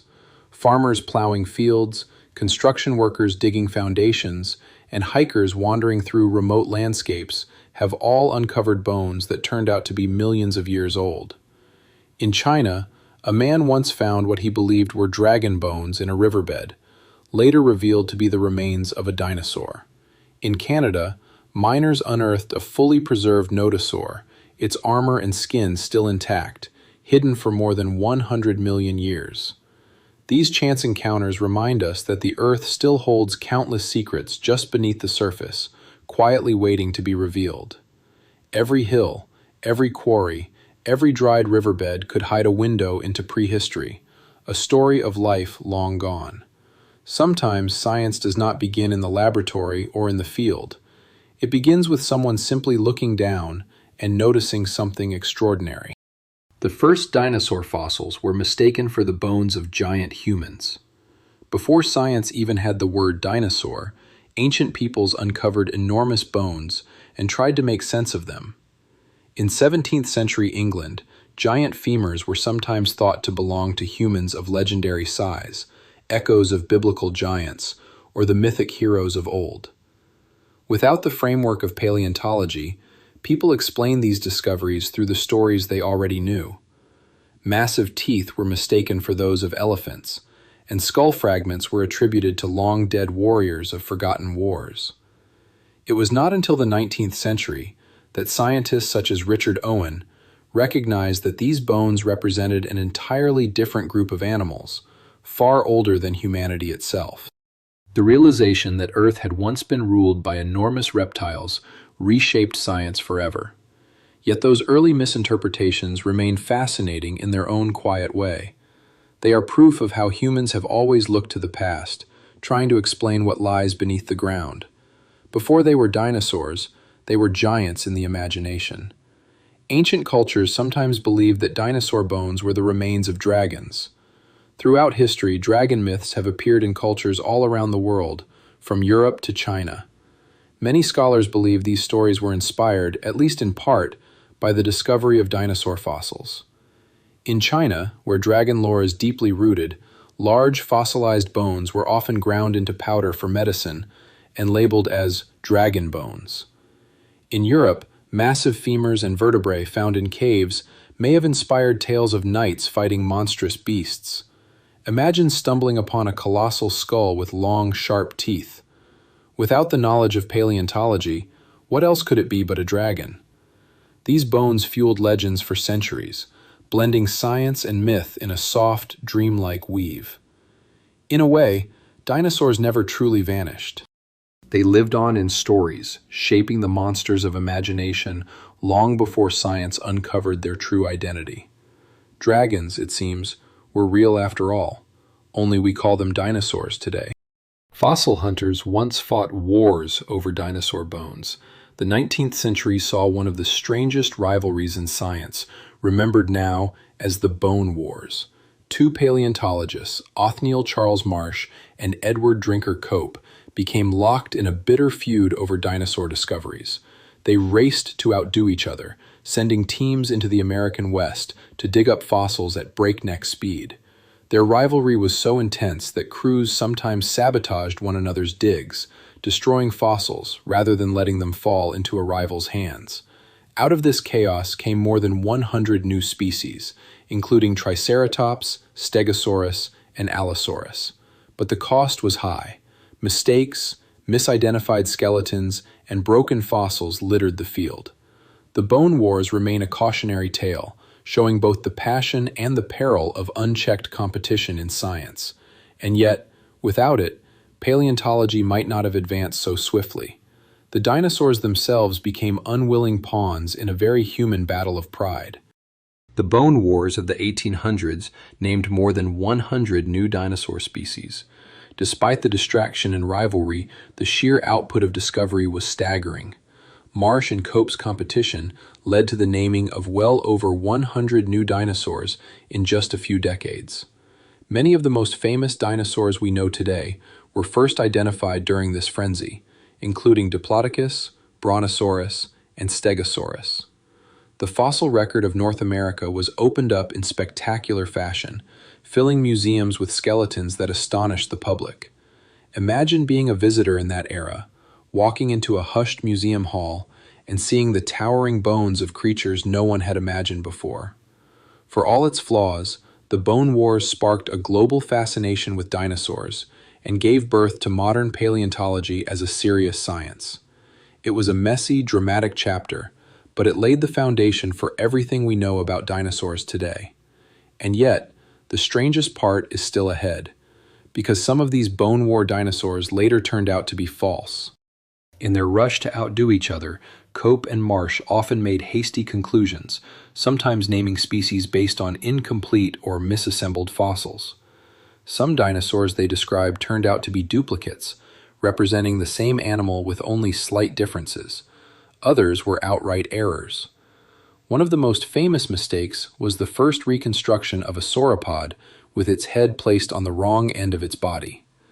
These blunders didn't erase the importance of their work, but they did reveal the risks of letting rivalry override careful science.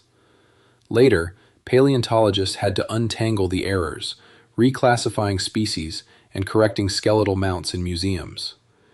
Even so, these mistakes added to the drama of discovery, showing that science is rarely a straight path. Instead, it is a story of trial and error, where even the errors bring us closer to the truth. Fossilized soft tissue has been found inside dinosaur bones. For decades, paleontologists assumed that only hard bones and teeth could survive millions of years. But in the early 2000s, scientists made a shocking discovery, finding fragments of soft tissue inside dinosaur bones. Incredibly, flexible structures resembling blood vessels and even proteins were preserved deep within the fossilized remains of species like Tyrannosaurus rex. These finds challenged our understanding of fossilization, suggesting that under the right conditions, delicate tissues could endure unimaginable spans of time. Imagine holding a fossilized bone in your hands, then slowly realizing that inside, hidden for more than 60 million years, are traces of the living animal itself. These discoveries open tantalizing possibilities for studying dinosaurs at the molecular level, not to recreate them as in fiction, but to learn more about their biology, growth, and evolution. Fossils are not just stone. Sometimes they still carry the whispers of flesh. Scientists have recovered dinosaur proteins millions of years old. Alongside the soft tissue discoveries, researchers have identified proteins preserved inside dinosaur fossils, including collagen, the building block of connective tissue. These molecules are astonishingly ancient, stretching the limits of what we thought could survive across such deep time. Analyzing them provides clues about dinosaur physiology and their relationship to modern animals. For example, protein comparisons suggest close ties between dinosaurs and birds, supporting the evolutionary link already revealed by bones and feathers. The survival of these molecules is almost miraculous, like finding a voice preserved in stone. It is not deoxyribonucleic acid. We are nowhere near cloning dinosaurs, but it is a molecular fingerprint, a trace of life carried across 60 million years. These discoveries prove that fossils are not just lifeless remnants, and the softest, strangest wonders may still be waiting deeper in the stone. They are time capsules, sometimes still cradling the microscopic building blocks of once living creatures. Certain pieces of amber have preserved dinosaur feathers in perfect detail. In the warm forests of the Cretaceous, tree resin sometimes dripped down onto dinosaurs, catching bits of feathers before slowly hardening into amber. Many millions of years later, these golden stones now reveal breathtaking detail. Amber fossils from Myanmar preserve individual dinosaur feathers, delicate filaments that still shimmer with microscopic patterns. Some are even pigmented, revealing colors and structures long lost in ordinary stone fossils. These feathers belong to small theropods and to early birds, offering direct evidence of their plumage. Imagine holding a piece of amber in your hand and peering into it, seeing a single feather that once caught the wind in a dinosaur forest.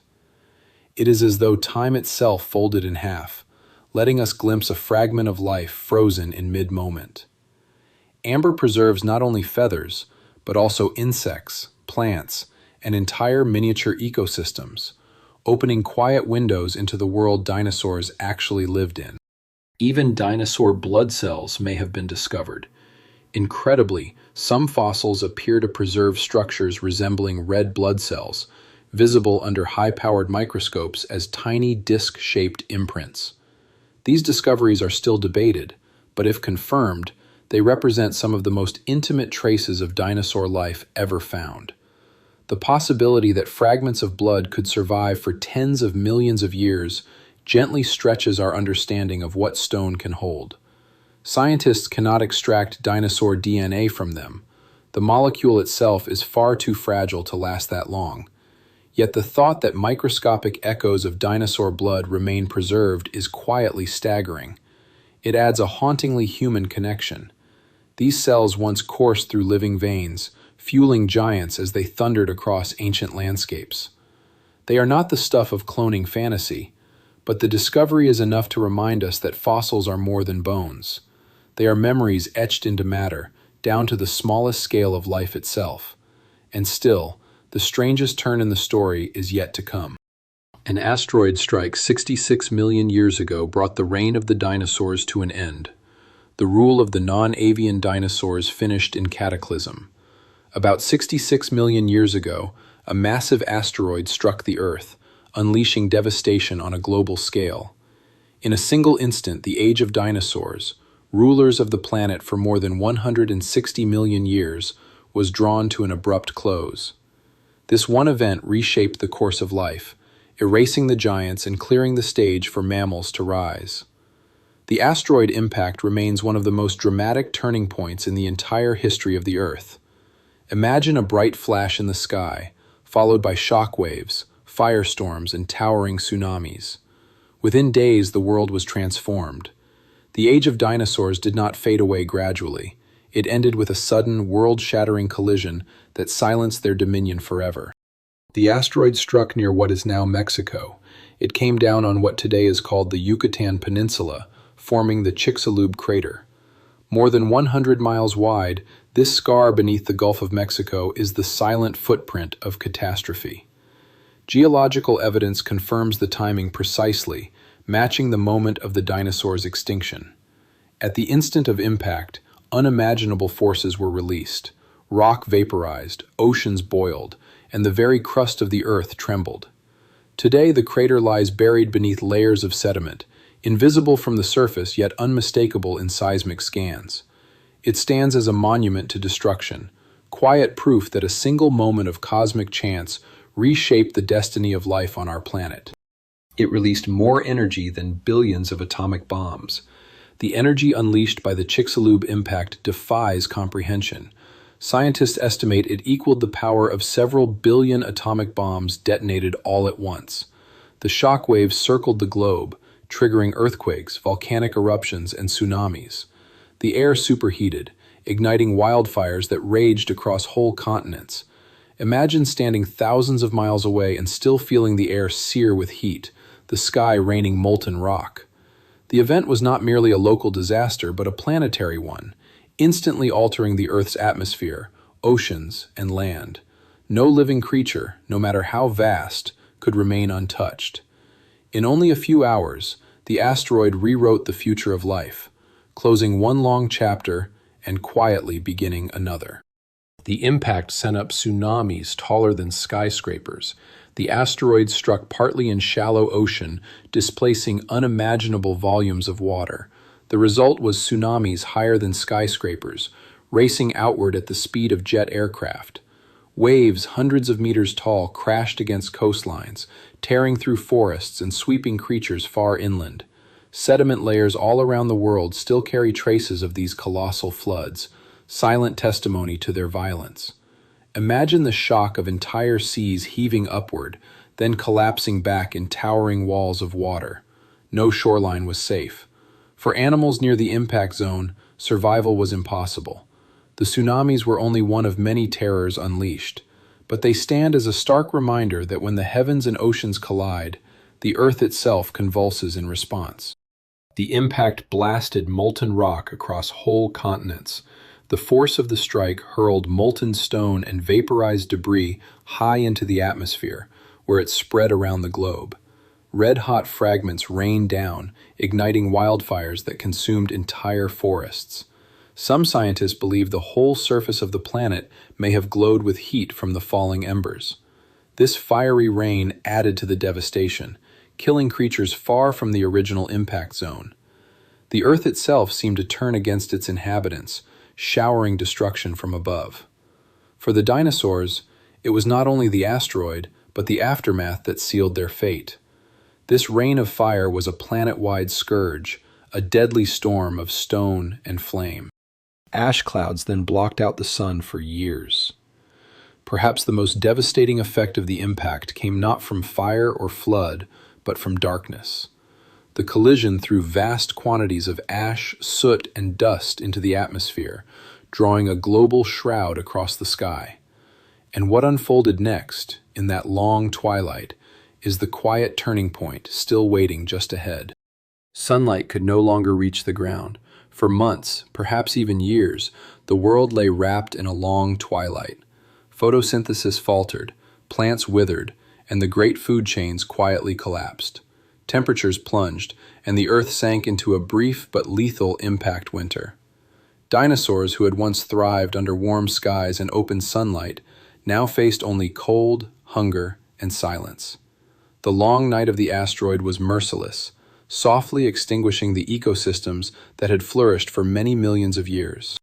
Plants withered, and the food chains collapsed one by one. Without sunlight, greenery simply died away.